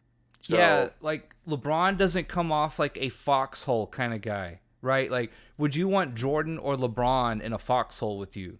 Like, if you say LeBron, I have no idea where you're coming from in terms of putting it like that. Like, if I was in a foxhole, I want Jordan 100 times out of 100 in terms of what I see from those two in that kind of scenario I'm drawing up. Yeah, he seemed like, and I think LeBron's about it. I just think he fronts and tries to be a nice guy. You got to be about it to get that far, but I think it's just like their personalities are obviously wildly different. Yeah, and like going team to team again, and like choosing your coaches. Like when I talk about being in a foxhole, like LeBron's loyalty can be questioned and some basis. Look, I understand it's a league, it's a business and all of that, but that's why I'm saying like there is something to be said for loyalty. Or again, like going back and winning a championship for Cleveland was such a big deal. It was some loyalty. It was something, right? I like that ring. That ring's a lot better than the other ones, in my opinion. People respect that more than just like whatever new opportunity comes along for myself to level up, right? I'm gone, right? And you can't. It's hard to operate a 3, 4, 5 year window with that kind of thinking, right? As a player or a coach, manager, fan, anything, right? So it's nice when it's there, and it hurts when it leaves with someone like that. Absolutely. Let me address some of the chat before we get to what I like to call the silent decision, because I was equally mad when he went to LA, leaving Cleveland again. Yeah. Well, I won't say I wasn't equally mad, but it was still pretty annoying. Tim says the LeBron fanboys invaded the chat. Michael says LBJ is the coach. The coach. That's a good way. The coach. You could say that. Jared says just appreciate goatness while you're in the presence of it. I'm going to be, like I said earlier. That is true. That's 100% gonna... true. For people who think we hate or whatever, I agree with like Rex. I kind of agree with Rex in some way, although I don't agree with the whole not watching. Like 100%. Like I'm one of those ones. Like if my team is not winning, I usually either root for like whatever might be the next closest hometown city. Like I might root for Houston for every so often, right? But other than that, I want dynasties. I want legacies. I want dominance. I enjoy seeing it, right? Some people are the other way. They want parity. We're talking about the pros here, the best of the best. I want to see dominance. I want to see the best I can see. And in terms of that, like I've definitely been glad to watch LeBron for his career, right? Don't necessarily not like the biggest fan, but his his goatness, or however you want to put it, right, is worthy. However you want to put that too, right? Absolutely, 100%. I'm here for all of it, all the time. Like I said, he's been the continuity for the NBA. I loved him until the decision, and it went sour for me with that. Uh, and I'm gonna miss him when he's gone. I hope, and I'm being for real with this. Outside of, I would like to see him win another championship, just because it would be a cool story. And I don't think the Sixers are going to do it, so that'd be cool if he wins one. But I don't The think it's hater gonna in me happen. says no. Again, it's one of those things where, like, if he did, I'd be like, that's impressive, But like on the inside, I'm like, no, stay where you are, like that kind of thing. No, and we're about to get into it, but him winning the Lakers championship, that's when I actually started liking him again because Really? Because I'm totally opposite. But yeah, go ahead. um but Jared says don't bring down LBJ is all I'm saying to bring up MJ. Uh I don't feel like I've been tearing him down. MJ had he had down years too. Um I think people try to build up LeBron more than he is. That's all. I'm not trying to knock it down. I'm just saying that those pieces aren't sturdy pieces. That's it. If you want to say that going to more finals matters, then I mean he's on par with Jerry West and Bill Russell, except Bill Russell won more. Actually, Bill Russell won all except for one, and that's more than what LeBron went to altogether. Bill Russell won more than what LeBron went to. Jerry West went to as many as LeBron went to. So if we want to talk about finals just getting there, that's kind of taking the championship and just in watering it down and just saying, well, the finals is what matters. So what matters? If going to the finals is the ultimate end, say, then yeah, you could say that he is, number two, I guess, behind Russell. The But the greatest compliment I can give to someone who I somewhat disagree with is like I have my own like result or conclusion or opinion on something, but if I say I can see that argument or I understand your argument, that's like the greatest compliment I can see to someone. So like if someone were to come to me and say LeBron is the GOAT, I can understand the argument. Like that's how good he is. Like I am not going to fight you or like push back or like think you're silly or stupid. If you were like, I think LeBron is the GOAT, I would say I can see it. I absolutely can see it 100%. yeah, and it's an argument and it's a worthy argument, or it wouldn't be happening so much. So Exactly. Yeah. again, I'm not trying to tear it down. I just disagree with it, and so when I go and I say these things, I'm just trying to explain my perspective and my opinion on what matters more. If you think that getting to the finals matters more and stats and longevity, then yes. If that's what you believe is important, then he's the GOAT, I guess, depending on what your parameters are. I just think there are players better than him. Similar to Nick, I look at peak and then I do look at things off the court too. So, and the impact on the game of basketball as well. So I think Magic has been more impactful for the entire game of basketball off the court and on the court than LeBron James. George Mikan was the first NBA superstar, so that matters. If he wasn't entertaining, there would be no NBA. Even though he's not really talked about, he was that guy, and he won 5 out of 7 times. Then you got Michael Jordan, Bill Russell. I don't got to talk about the shoes. I don't got to talk about the comeback with Michael Jordan. Everyone knows that. And Bill Russell was just absolutely dominant. And on a more serious note, did a lot more for,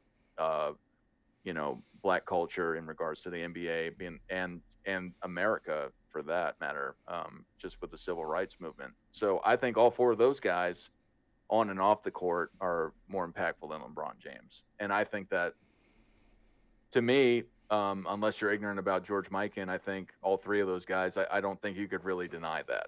I mean, unless you think social media is more important or building a school. You know what I mean? I don't Yeah, know. like I don't care too much. Like in terms of being in front of the camera and when I make videos and stuff, like I don't care too much about the off the court stuff. Like I don't want to deep dive into like social culture or effect. But in my own free time, right, like I would look at someone like a Bill Russell and I would say that's definitely like an impactful thing he did outside of sports. Like, no doubt it should be commended.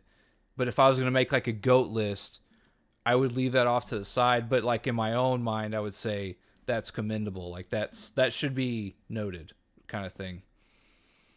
Yeah. I mean, I like I've said before, I think greatness is a totality thing. It's not just an on the court thing. That is true.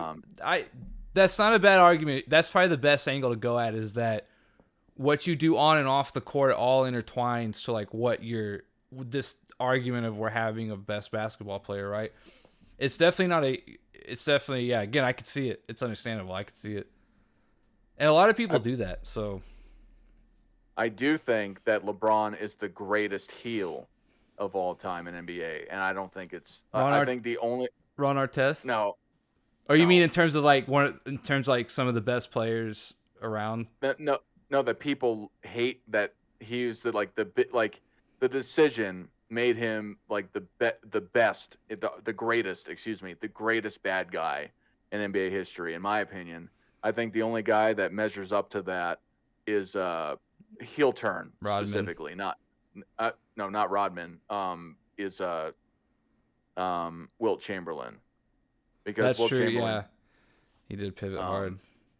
Yeah. So, but talking about a pivot, because there's been the bad guys or whatever, if you want to call them that, but guys with attitude, the guys with the edge, but yeah, I digress. Yeah.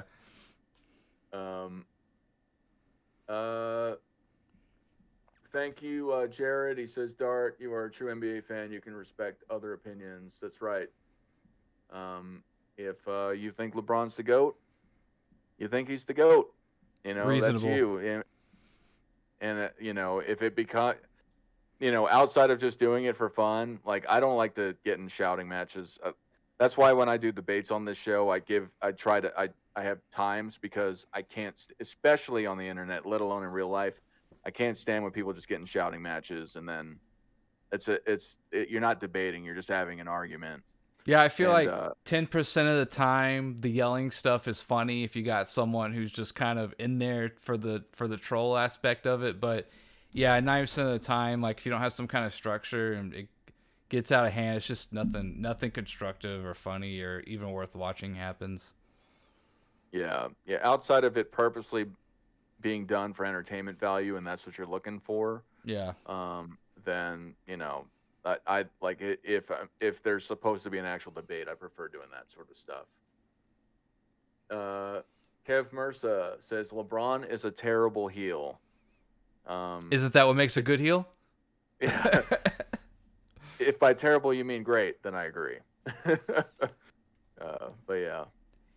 Like I think LeBron, how do I put this? Like, I think what that guy's trying to say, I agree with. Like, LeBron is not witty. LeBron is not quick on his feet in terms of like how he speaks and stuff. Everything is planned. Everything is thought out, which is why so many people hate him, because you can tell everything he does, he's thinking about all the time in terms of how it'll be perceived, right? That's why I hate him in terms of just an overall thing. I hate that the most about him is I can just tell everything is a play. Everything is a skit. Everything is already thought out, planned. Doesn't that make you evil though? Like, well, that's what I mean. Like the maniacal genius does. It's all thought out. I'm not calling him a genius. Well, that's what I'm saying. He has like no character. To be a heel, you have to like kind of be a character, right? And everything about him feels so like robotic sometimes that it's like I can't even get into hating you sometimes, you know what I mean? Because you're just like, I don't even want to deal with it kind of thing. I don't even notice it, right? But like, yeah, he's just not like witty and quick, and like you think about wrestling and heels, where that kind of comes from, right?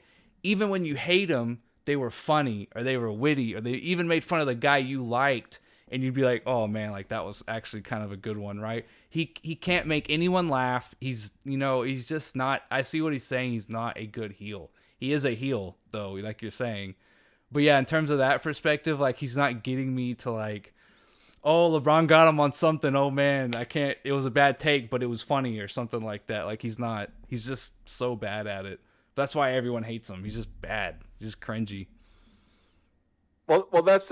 When I think of a heel, like think of like Roman Reigns a couple years ago. I don't really follow it that much, but I did start watching it a little bit, and he was supposed to be the good guy, but everyone hated him, and he's like, I'm not a good guy, I'm not a bad guy, I'm just the guy.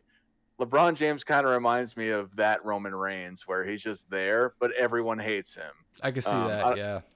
I'm not saying everyone. There's obviously there's a lot of fans, and there were a lot of fans of Roman Reigns too. But for the heat that he gets, it comes to those sorts of mannerisms that he has. Yeah. Or that's how I feel. Just that he does feel at times fake and robotic and stuff. And it's not to say that he is. I mean, you got to think about it too. He's been surrounded. He's been the basketball like Jesus, practically outside of Michael Jordan. I don't mean to sound blasphemous to Michael Jordan fans. I'm not trying to say he's Black Jesus or anything like that, but to the point of that, he's been like the next coming. He's been like the Dalai Lama of basketball. So how much of an actual personality can you get if you've been surrounded by the media since you've been in high school about being the next biggest thing since Michael Jordan and just being under a microscope? Yeah, you just made me think of something when you said that in terms of I think the biggest thing between Jordan and LeBron, right? Besides that, I think the biggest thing is like the whole peak versus longevity argument, but take that away. Just like their auras, right? Jordan's brand was almost that he didn't care. The only thing he cared about was basketball, right? Even though he had a Gatorade and a Wheaties and a McDonald's or whatever, you could tell that was just part of being an athlete. That was just part of being famous, right? And that's part of his brand was that he seems like he just cared about basketball, right? He was all about the game. He ate, slept, and breathed basketball, right? And that the sponsorships and everything were just kind of in the background. With LeBron, it feels like I just said a second ago, everything is so planned and constructed and orchestrated that it seems like he is putting so much time and effort into this image, whereas Jordan's image just kind of happened. It just was Jordan, right? And it feels like LeBron's image is like, it's almost like a deck of cards in some way. Like everything has to be perfectly constructed, but it's not natural. And it's like anytime he does something out of character or unplanned, or it's like someone just breathes on the deck of cards and it kind of falls and you just tell. That's why he has like no wit. He has no charisma about him that people kind of really like, right? In terms of just his personality, right? I think that is the two biggest things. Jordan, it just seemed like it just happened, right? That's just was who he was. And that was his brand, was that he didn't care. It was like how it came across. It seems like LeBron cares so much about how every second of the day is planned that it turns people off in a lot of ways. Absolutely. Kev Mersa says, actually, LeBron is a media creation. He's a good player, but he is so forced. Yeah, that's a good way of putting it too. But let's get into the LA Laker years, what I like to call the silent decision, because he wanted to leave his hometown again, but didn't make an hour-long special about it. And he went to Los Angeles to go to Hollywood and make Space Jam 2 and try to win a championship again in Los Angeles. And yeah, what do you think about his move to LA after that? So I said before, I did not. Well, actually, I'll say it now for the people that are here. I did not expect him to leave Cleveland again. I was duped twice by LeBron James that he was going to leave Cleveland. And in a way, I thought it was worse the second time because fool me once, shame on you. Fool me twice, shame on me. I just thought that he was actually going to stay. He had won a championship there. Again, had been super successful. Why leave? And he did. So what did you think about him leaving, and what was your first thoughts about that move?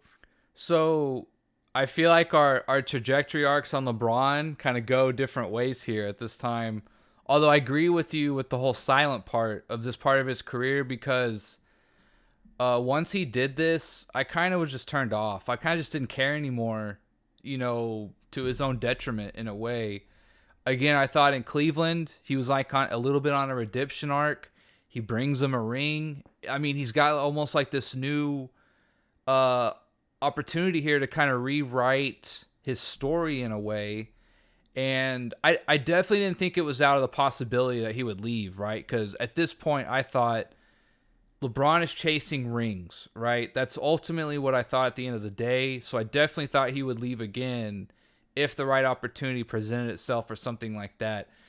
So I definitely thought he would leave. In LA, in my opinion, made sense. I thought that actually made a lot of sense. But he could have stayed. That was my whole thing, right? Every athlete has a chance to stay, take a little less money. It's your hometown. People respect you. Your PR goes up. You might win another ring in Cleveland. There's no reason why guys don't want to come play with LeBron. That's always been my biggest knock too, is like, you're the big dog. Don't go to Miami. Stay here in Cleveland, dude. Like, you are one of the few athletes in history that has the pen and the paper, and like, you get to kind of decide what your legacy is if you do it right. And I thought, don't leave, although I thought he would, or he could. I still was with you. I thought, I hope he stays. I think he'll stay, but I'm not very confident. And once he did that, I was just kind of over it. I just was like, good for you, I guess. Or I just was kind of like, this is what we're doing now. Like, I don't blame him. I'm not mad. But in terms of like the Lakers part of his career, I almost forget he won a championship, to be honest with you, in LA. A lot of times I do. It's just one of those things. Like, I stopped really caring at that point, I suppose. I mean, I guess I just thought he had a chance here. Don't do the same mistake. Don't do the same mistake. People know you're from Cleveland. Stay in Cleveland. Maybe you win another ring. Maybe not. You have a nice ride off into the sunset. And he wanted, again, doubling down. Go to LA, one of the two biggest basketball franchises in the NBA of all time, and you're seen as, you're gonna bring prosperity back to the Lakers, and in a way you did. Good for you, but I don't care anymore, I guess. Like, it's just not. And at this point too, I thought once he did that, he'll never catch Jordan. It's just one of those things where, I don't know how to put it, but making 4 moves in your career and leaving Cleveland like that, I thought was a big hit to his legacy again, in a way. I just thought, you're done. Like, it's just, and even winning a ring, I was like, well, maybe. And then I was just kind of like, nah, I just don't think. I think that was the nail in the coffin for me in terms of LeBron, right? I didn't care anymore, I suppose. Yeah, so when he went to LA, I was angry about it. They didn't do well that first season. The second season, the first season, I don't think they made the playoffs. And then I think it was the year after that. Or the first year he was there, they did not make it. The second year, they went to the Heat versus the finals and won. Okay, so it was the second year. Okay. Yeah, I wasn't sure if it was the second year or the third year. But when he won, a lot of people like to excuse that championship as it doesn't count because it's in the bubble. I never understood that argument. I don't either. To me, it makes no sense. He won a championship, bottom line. It doesn't matter if it was in a hotel in Disney World. He still won the championship. Couldn't you argue you're actually seeing a more pure form of basketball, that there is no crowd involvement, there's no noise? Like, we are seeing these guys compete at the highest level with all their focus just on the game, that kind of stuff, or that kind. I would almost say, again, I don't really care. I don't care about the bubble argument too much. I don't think it's a big difference, but I would almost say you could argue it's even a more pure form of seeing who the best team is, right? You're taking out almost another variable in a way. Let's just, it's just now even more simple, comparatively, right, to a live stadium, jeering, missing free throws, trying to get you to miss all that stuff, right? So I get what you're saying, where it's like, well, the crowd wasn't there, doesn't count. But I would say you could actually argue the opposite way. It was actually a more pure form of competition. Yeah, no, and I think that's a fair point, and I think that's a fair argument too. Um, you, to the flip side, to play devil's advocate, but I do agree with you. I think it's more real in regards to just seeing who the best is because of taking that out. At the same time, you can argue that, well, the dynamics of the things that they're used to all the time aren't there. So that's why it's throwing a wrench in everything. Same disadvantage for everyone though. You know, I Yeah, don't get it. I just don't. I don't favor it one way or the other. You know, it doesn't matter. yeah, and I don't argue that like it's a bigger one. I just don't understand why they say it's a less one. To me, that's hate. How are you going to discredit an entire championship? You know what I mean? That's crazy, dude. Like, if you were to say LeBron wasn't the best player in that series, a lot of people say it was AD or whatever, or with Kyrie, what you're talking about was 16, or what have you. It still doesn't mean that he wasn't great on that team and that he won the championship. He got Finals MVP. So I never understood that argument. That for the people that are saying I'm hating, I'm not hating. This is my love for LeBron. That was a legit championship. Yeah, Um, and like for that argument to even make sense, you'd have to show me some crazy statistic that shows like the opponent's LeBron played on average suffered more from the bubble environment than other times they played other people. Like you'd have to show me some crazy data to have that make sense, right? Because look, you could say it sucks that they had to do that and all that, but everyone has to deal with it. Everyone's under the same conditions. Theoretically, you actually remove a variable. Like I don't get. I'm 100% with you. I don't get it. I don't get the argument at all. yeah, and for me, that's really when I started ex- seeing that there has been, like, to me that was just over the top hate, and that's where I started liking him more. And The fast reverse forward, heel. yeah. So it's not that he did a face turn. I wouldn't say that because people still love to hate him. Um, but I've warmed up to him. I'm not gonna lie. And I was really happy. Fast forward a couple of years because I think they missed the playoffs another year after that, and then didn't get far. Another year. But this last year, going to the Western Conference Finals, I was like, man, he's got another run in him. So yeah, I've actually warmed up to LeBron because of the whole bubble hate. It does to me. It makes no sense. You're gonna go and just take a dump on this guy because he won a championship just because. Like that's like saying Michael Jordan's opponents. He never played anybody as good as the Warriors or the Spurs. Like you're just saying, oh well, his championships don't matter because he quote unquote didn't play anybody as good as them. This championship quote unquote doesn't matter. It's stupid. Like it matters. He won. Yeah, He did it in his time and place. the LeBron hate is real, and I think that's a lot of the off the court stuff. You know, just the way the world is today. Half the people like it, half the people hate it, and I think people let that bleed into what they think about LeBron. So any chance to kind of dismiss him or anything like that, I think that's, in my opinion, that's kind of largely where that overlap is of people. But I'm one of those people who says like, I like to hate LeBron, right? But I give LeBron his credit, right? And I kind of admit to you that's like, I like to kind of root against him, but I'm being upfront about, I'm not going to hold it against him, right? That kind of thing. Like I don't hate the guy, right? I'm just kind of rooting because he again has bet on himself so outwardly, right? That's the only reason I like to kind of, and I feel like if I were to meet LeBron in a way, and I was just like, hey, you said you're gonna do it, and that was just kind of all where I left it. I think he'd be like, I get it, like you're just kind of poking back at me a little bit, right? It's nothing to do with wanting to see the guy fail, right? It's just one of those like, oh, miss, like that kind of thing. But yeah, like I don't dismiss his bubble at all, and he what I don't get, right? Have you seen this? Like people are trying to compare him amongst the greatest Lakers of all time. I can't stand those polls and those conversations. It makes my blood boil, to be honest with you. But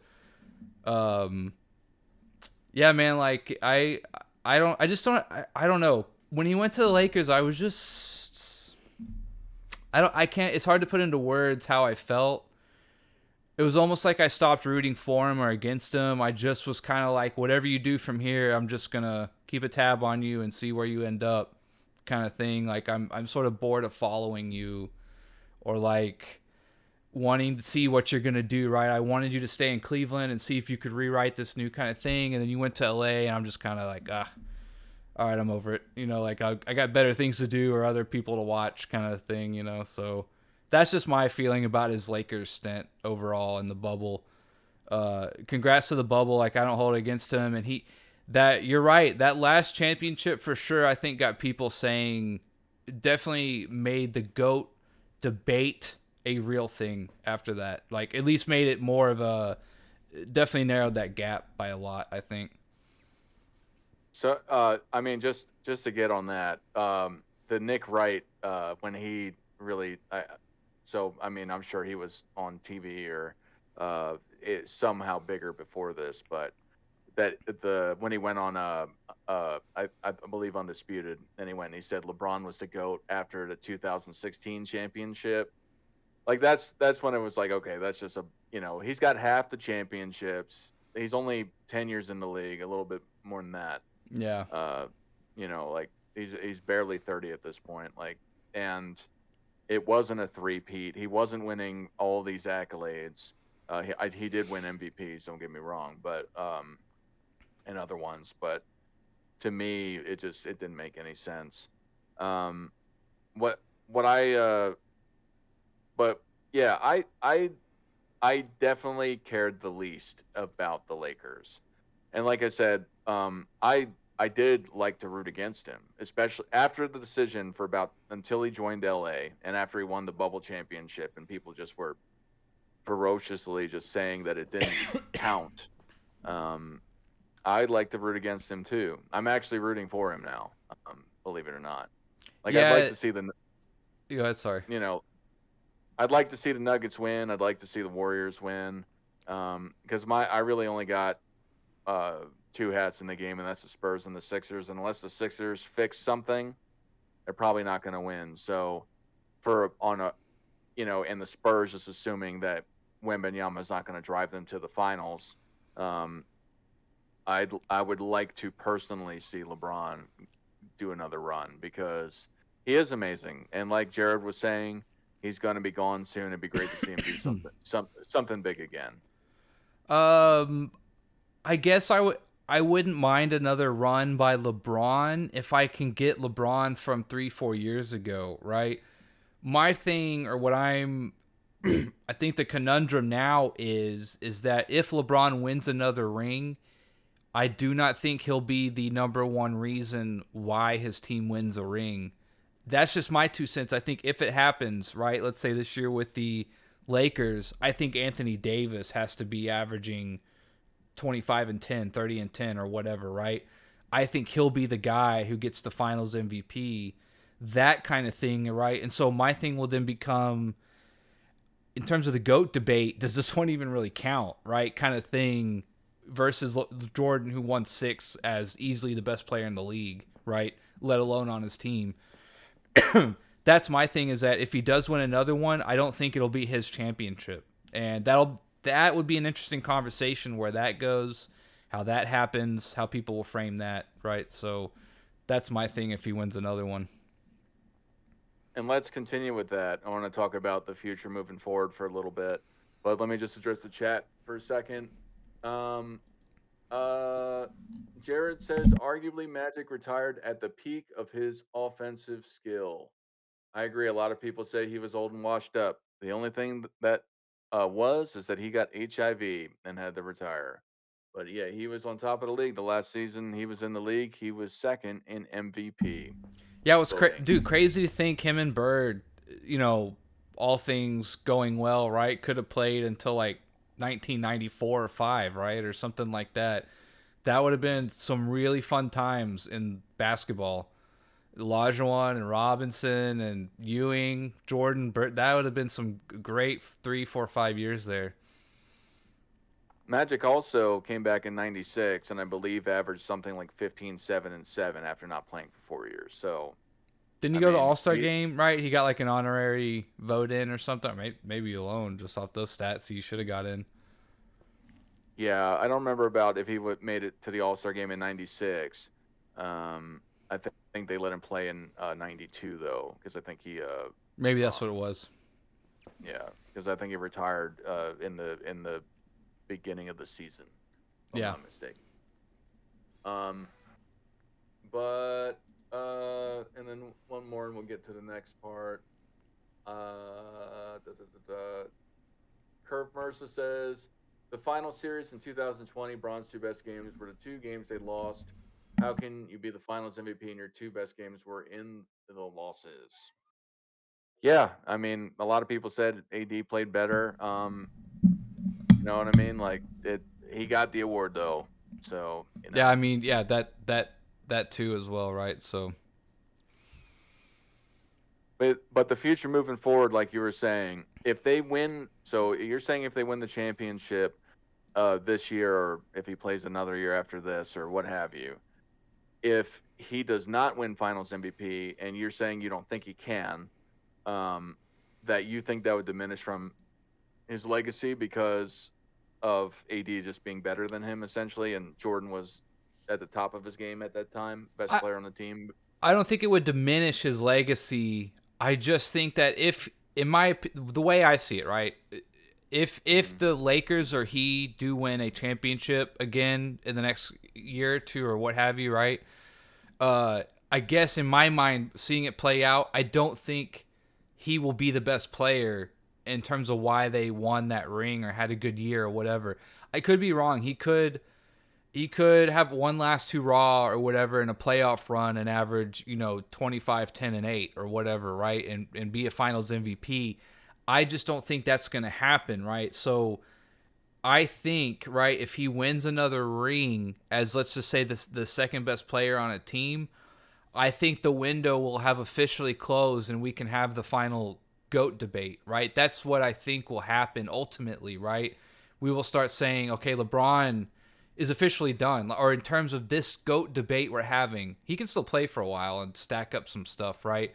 But in terms of this, remember, it's about peaks. Being a GOAT, GOATs aren't the second best players on their team, right? So that's where I was ultimately getting at is if he wins another ring and he's the second best player, the GOAT debate will start happening officially at that time. That's kind of how I see it, why it will be an interesting conversation because essentially this prime window we're talking about for GOATs here for LeBron will officially be done if that happens, in my opinion, right? And then even though he'll still be in the league, it will almost be as if he's already retired and we're going to start having the ultimate final tally of LeBron GOAT debate of like championships, Jordan, etc., that kind of thing, right? So I think they can. I think they're good enough to have a puncher's chance this year, but I don't think LeBron's going to be the reason they win in the end. That's going to be intriguing to see how people handle that or what happens. So I guess to your point, I don't think that LeBron can just, as in the past, seemingly just completely dominate and take over a game like he used to. I think he's past that. I think he's got the consistency. I just don't think he can. Think he just can't put it in the next gear like he used to anymore. But obviously, his statistics are still amazing. I know a lot of people. I've heard a lot of people in the media say this, and I'm sure a lot of people might disagree with me. I still think LeBron's the best player on the Lakers. AD is great, but I just think he's inconsistent and short. I think LeBron is way more consistent. They both have had their injury problems. But what I'm getting at is uh, I agree with you to the point of is that the the impact of his dominance probably won't be the same. I'd like to see him win another one and get Finals MVP, and I think it can happen. I just think that everyone's got to be on the floor on the same page. Um, Most people would bet that he wouldn't win Finals MVP at this point, but I frankly don't see why people write him off so much. Um, but he definitely cannot just quote unquote do it himself. He needs he needs everybody working with him, especially with the competition in the West. Yeah, and So he yeah, he only played played or started 52, 55 games, something like that last year. So, there's just so many what ifs to even get there to begin with. Again, I'm low on the Lakers a little bit compared to last year. Like you said, they got to the conference finals. I think that was an overachieving year, much like the Mavericks, right? The year before, if you will. So I'm a little down on them. I don't think he's going to win another ring, especially as the best player. I think that's almost impossible. If he is going to be the best player on a championship team, it has to be this year. I don't think 2 years from now, going into a second season from now, there's no way LeBron is, I think, going to be capable of maybe even being the second best player on the team. I'm not sure, right? Just looking at how much he broke down and played last year, another year, if he doesn't do it this year as the best player, I think that window closes after this year. He'd have to literally turn back the clock 5 years for me to be like, whoa, wait a minute. Like, he might have another year in him where he could dominate. But if it doesn't happen this year, which I already think is a slim chance, it ain't happening, right? So I think at this point, we're just kind of trying to see where he ends up on the all-time list on certain stuff. he can get some of Mike's secret stuff again. Yeah, there you go. He's done it once. We'll do it again. But yeah, no, whatever. Common knowledge. I can't think of the term. Would go and see that he's going to start falling off. But how many years, if you had to guess, do you think he's going to play? So, speaking of conspiracy theories, right? There's a theory that he's kind of waiting to see if he can play with this kid. If that is the case, again, if I was LeBron and that's what I wanted, and again, I'm the king, I'm LeBron, I can call the shots in the league, and I want to play with my kid, it'll happen, right? So I think that's 3 years from now, something like that. So it's definitely possible, and for LeBron, there's definitely a team out there, worst case scenario, who would sign both of them to make it happen, even if the Lakers didn't want to, which I'm sure they would. But I think if I had to tap into the mind of LeBron, I think that's what he wants. I think he does want that. Again, it's like a legacy-defining thing. Again, something I don't think anyone's ever done that, right? Has that happened before? Is what playing with the kid? Yeah. No, I don't think so. I've never heard of the it. Currys or anything. I don't think so either. So, yeah. So like I think LeBron wants to do that. Again, I don't want to call it an ego thing as like a negative thing, right? Because if I was LeBron and my kid was coming up, I'd want to do that too. That'd be really cool to say you played in the league with your kid. Not even in a negative way, right? But I think his ego does want that. I think he wants that to happen. I think whatever that date is, I think it's like 3 years from now. I think he wants to stick around and make that happen. Yeah, I think so too. That's definitely a rumor. Let me address the chat real fast. Jared K says, or Timnick says, Jared K is saying Magic is not on LeBron's level and Dart don't seem to care. I don't think that LeBron has had a better career outside of the longevity aspect of it. I think Magic has had a better peak. You know what I mean? Like Magic's rings mean more, in my opinion, too, for the most part. Yeah. I mean, he's got more. Even if they don't mean as much, he's got more. So, yeah. And essentially went to the same amount of finals -1, and was only in the league a couple more years than the amount of times that he went to the finals. In contrast with LeBron. So, I mean,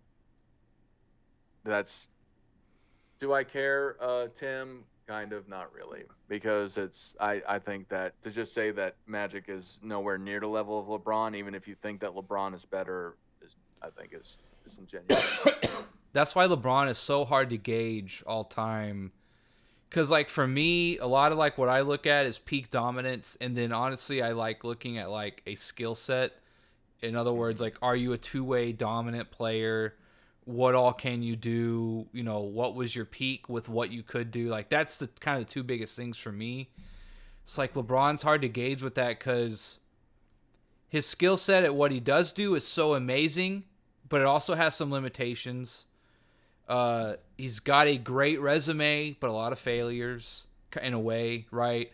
He's really a hard guy. It's really beauty as eye of the beholder with LeBron, I think. You could argue he's 20 if you don't like the fact he's not a dominant two-way player, wasn't the best clutch shooter, deep shooter. You know, like you could pick apart his game about some stuff and something. Or if you wanted to put him one, like I said earlier, like 1 to 20 is like an acceptable range for LeBron, depending on how you wanted to argue it, right? I got him in top 10, right? I think he's that good, but yeah.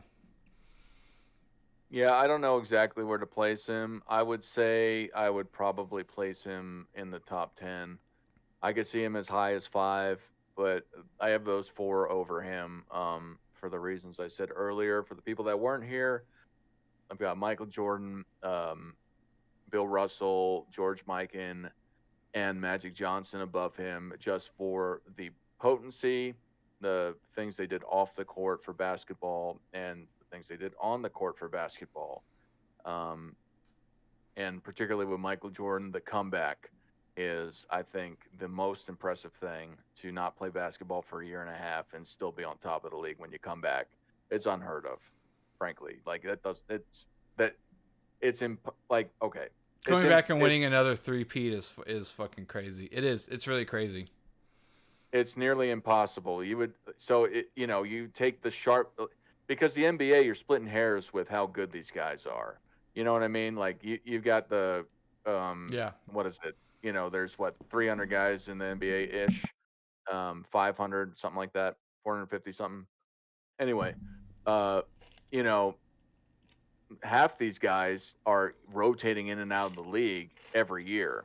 You know what I mean? So to come back and be splitting hairs with the best in the league and not playing for a year and a half to come back and dominate still is crazy. It's just ridiculous. Yeah. And that's why the Lakers are 6, it looks like, in preseason odds, by the way. I think that's way too high. That's just my 2 cents, but I think that if I had to say, I would say it's probably high, because they went and they had the success in the postseason, but they're just injury prone and all this sort of stuff.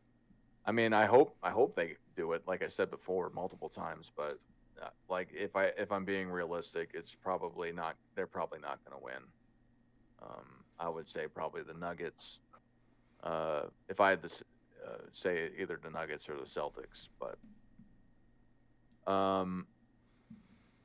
yeah. So, you got anything else you want to talk about? I think that's about it. Kev Mercer says I got Tim Duncan over him.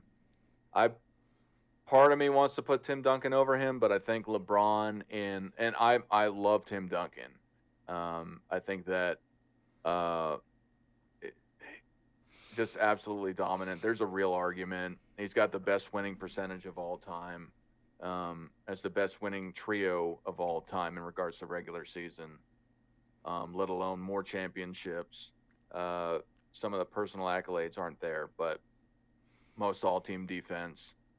It's a real argument, and I do have to say I would probably put LeBron over him, but it's close. It's hard. Like I'm not really sure. Like I said, the top 4 are pretty much cemented for me, but everything else past that, I'm not really sure.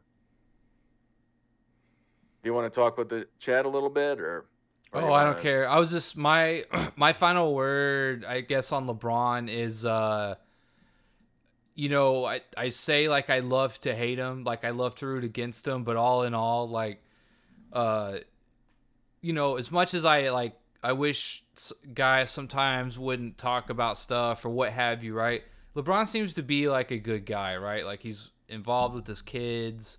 I think he's still with the same woman he's been with for like a really long time. He seems to be like a good citizen, I guess is how I would put it, right? Even if I disagree with him, right? So like I definitely don't hate LeBron. I think he's, an outstanding person, that kind of thing.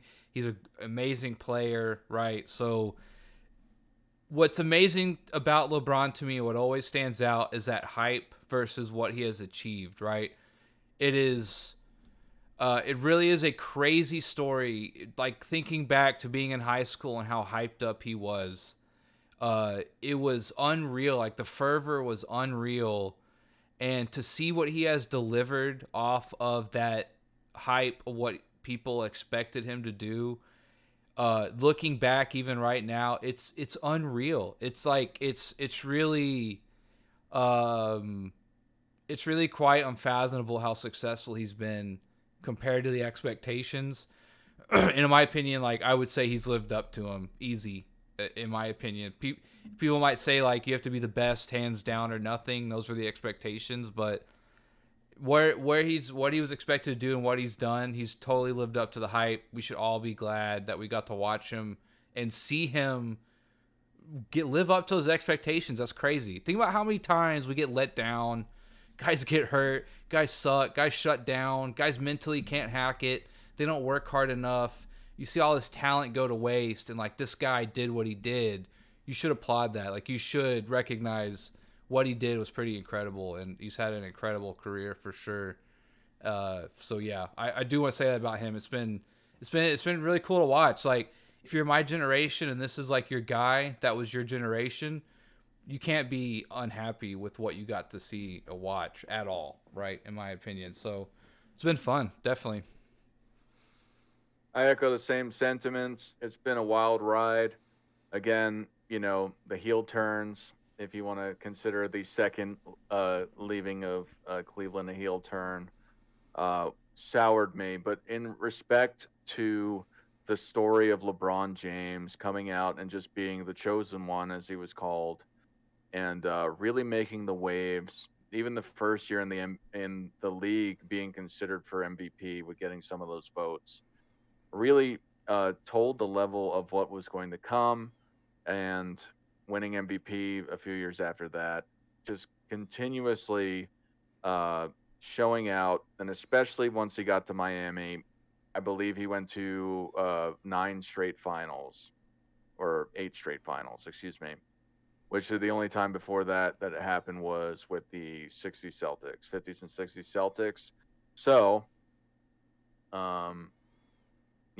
that says enough. I mean, that's a feat in itself. Even though he didn't win every time, it was still an amazing ride, and I want to see him win another one. It's not over. So, we talk like it's over. It's not quite over yet. Who knows? Maybe they will win this year. Maybe he'll come back and they'll win another year. He's still playing in the league. It remains to be seen. I still don't think that he'll be able to surpass Michael, but it'll definitely increase his standing for me if he won a couple more. I don't know. I think he would have to win. I don't know. I don't know if he can break my top 4, honestly, but Maybe that's another good way, like now that you say that, of summarizing how I felt about him going to the Lakers is that how I feel now. It's like if you are unsure right now if he's good enough or the GOAT or whatever, then he's just not. He's no matter what he does from here on out, I don't think it matters, in my opinion, right? Again, if it takes you this long to do what this guy did here, right? Like this right here is what's people are gonna remember, is that dominance. He shoved your 20 to 22 year career into 10 or 15 years, and it was the most incredible thing we've ever seen. If like when he went to the Lakers, that's when I thought like it's over, like it's done. He's just never going to get there. It's just the story has been written minus the stats and what happens, right? That's probably the best way of saying it like that, is like if right now you're saying well he needs to do this or that, it's already over. Like it's already over if he hasn't done it by now. It doesn't really matter what he does from here on out. He would have to turn back 10 years the clock and be 30, 10, and 8 LeBron again. He's never going to do that. Like, it's just over. I don't think if you're any of these people who you're on the fence and you're not sure, and you're like, if LeBron gets one more, like, it's not going to change. It won't change anything. I think it's already over. Yeah, I agree. I think that's well said because, like, I don't think he could top my crack my top four because all those guys did it in a way smaller amount of time. Yeah, that's why I don't have Kareem. It's like LeBron is trying to prove to us and himself that, like, hey, I should be in the GOAT conversation, right? It's like, again, it's like Jordan just did. It feels like you're trying to force the conversation. You don't have to force it, like, you're already there, but it still feels like he's, it's like, I have to get there, and it's like, dude, you're not going to get there. Just, you know what I mean? Like, it's okay to let go. It's okay to let go. That's kind of how it feels like for LeBron fans and LeBron himself, right? Like, if you have any doubts that he's not as good, he's not gonna get there by now. Yeah, I agree. Kev Mercer says, I enjoyed this pod. I'll be here to destroy the fake media narrative hype of LeBron. Thank you for coming. Thank you for coming, Kev. I appreciate your support. Some other things that went through here. Tim says, Jared K, don't try to excuse your embarrassing takes with a milk bottle. Jared says, LeBron was a defensive player of the year level player in his prime. Magic was pretty far away from being a decent defender. I think he was a steals leader 2 or 3 times for the year. So I'm not saying that's the entirety of what a defender is, but being a steals leader for the league probably says you're a pretty good defender. Jared K says you will change your mind when you see the LeBron doc in a few years. See, propaganda don't work on me. No, and he is one of the best of all time. If you think he's the best, I disagree. But if you have your criteria and he reaches it, then, great. LeGoat James, right? Whatever. So, but he's not it for me. We'll go back through a couple other ones. Jared says, LeBron James is well on his way if he wins one more championship. Michael and him are going to be right there together. Magic Johnson.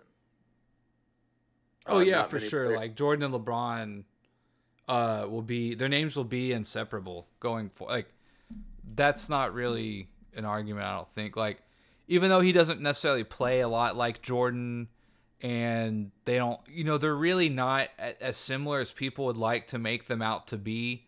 It's just unfortunate. Like, their name will always be tied together. It's just the way it is. Jared says not many players are better than Prime Magic, but Prime LeBron is one. Jared says, great show, guys. Thank you. Kev Mercer says, Jared K was a junior in high school when Bron came in the league. I've seen his whole career. Timnick says, Jared K, Magic with a milk bottle. Magic was steal leader 2 times. Again, how old are you? I love calling people 5. That's my insult when I hear young people try to argue with me. Like, what are you, 5? Yeah. Jared says, you're gonna argue Magic was a better defender. Oh, I mean, I don't know. If I had to say, I would say LeBron was probably a better defender. But to say Magic was a bad defender is, Yeah, exactly. That's the good way to put it. LeBron's not a bad defender. I just don't think he's an elite. There's so many greats who are elite 2-way, right? It's just hard. If we're gonna talk about GOATs, and your offense is great. Your offense, I can put you up there with some of the best, right? Passing and all that, and rebounding and stuff, but just one-on-one defense and things like that, he lacks a little bit for me. Again, GOAT status. From a GOAT, not compared to average NBA player, talking about GOAT status, right? That's just one of those things I harp on. I keep coming back to LeBron. Is just it's specifically him and Jordan, right? Let's say they're even on the offensive end. They got a lot of stuff that's close, neck and neck, this and that. Jordan's defense is head and shoulders better than LeBron's. Yeah, yeah. I think we should just cut it off here. There's baby bottles and Reminder to everyone, cheer on the Rangers tomorrow night. yeah. I hear the Phillies are in baseball playoffs. That's a story for another time. I Oh used to love shit! Yeah, are you a baseball. Philly fan? Yeah, but I wouldn't. I just because I don't follow Yeah, the that's fine. Phillies at all. Uh-oh. I used to, but then I mean that's a long story. It has nothing to do with that team either. It has to do with I had a terrible coach who actually broke my finger when I was 9 years old. Uh, just whamming it at me. I caught the ball, but he broke my finger. So Damn, dude. I didn't want to play anymore. That's traumatic. Yeah, so, but whatever. But yeah, I don't follow them. So, but I'm happy that they're there. Yeah. So, but anyway, chat. Thank you, Tim, Nick, Kev, Mursa, Jared, K, Michael was here earlier. Kev Mercer, I don't, but I know that Nick NMB Sports does. If you're new to the channel, it seems like you are, Kev. You can check out his channel. It's in the title. I've added him. Go check him out. He talks all sports. I generally talk basketball and Michael Jordan subjects. Today, or NBA and Michael Jordan, since Michael Jordan's retired. So, but yeah, go check out his channel, especially if you liked what he sees. But he talks about all that sort of stuff. Go subscribe to his channel. But yeah, Michael, I think Taj Raheen was in here too, I believe, for a little bit. I don't know. Michael might be one of my friends, I think, if that's the Michael I'm thinking of. Michael Hoover? No. Okay, yeah. If I missed you, I'm trying to look through the chat. If I missed you, I apologize, but thank you for coming to the show and participating in the chat. Or Ayana, there you go. Ayana was here too. And I'm sure there were other people that I may have skipped over. Anyway, yes, thank you again for coming. And I'll be doing another show. I got to talk with Robin at Sports and Fitness Rants. I'm going to see if he can do it on Saturday. And then on Sunday, we've got the live deep draft fantasy basketball league for MJFB. Love it. Who's going to win? Is it going to be Nick right here? Is it going to be Robin? Is it going to be me? Is it going to be somebody else? But come on and tune in, especially if you like fantasy basketball. It'll be a good time. I'll be starting an hour before the draft. If you want to interact and engage with me, I'll be here and talking about some other stuff. Anyway, you got any last words for the chat or anything like that? No, man, enjoyed it always. Good topic. Absolutely. And you'll be there Sunday, right? Yep, I'll be there for sure. Got to be there. Awesome. And for everyone, Michael Jordan fans are the best.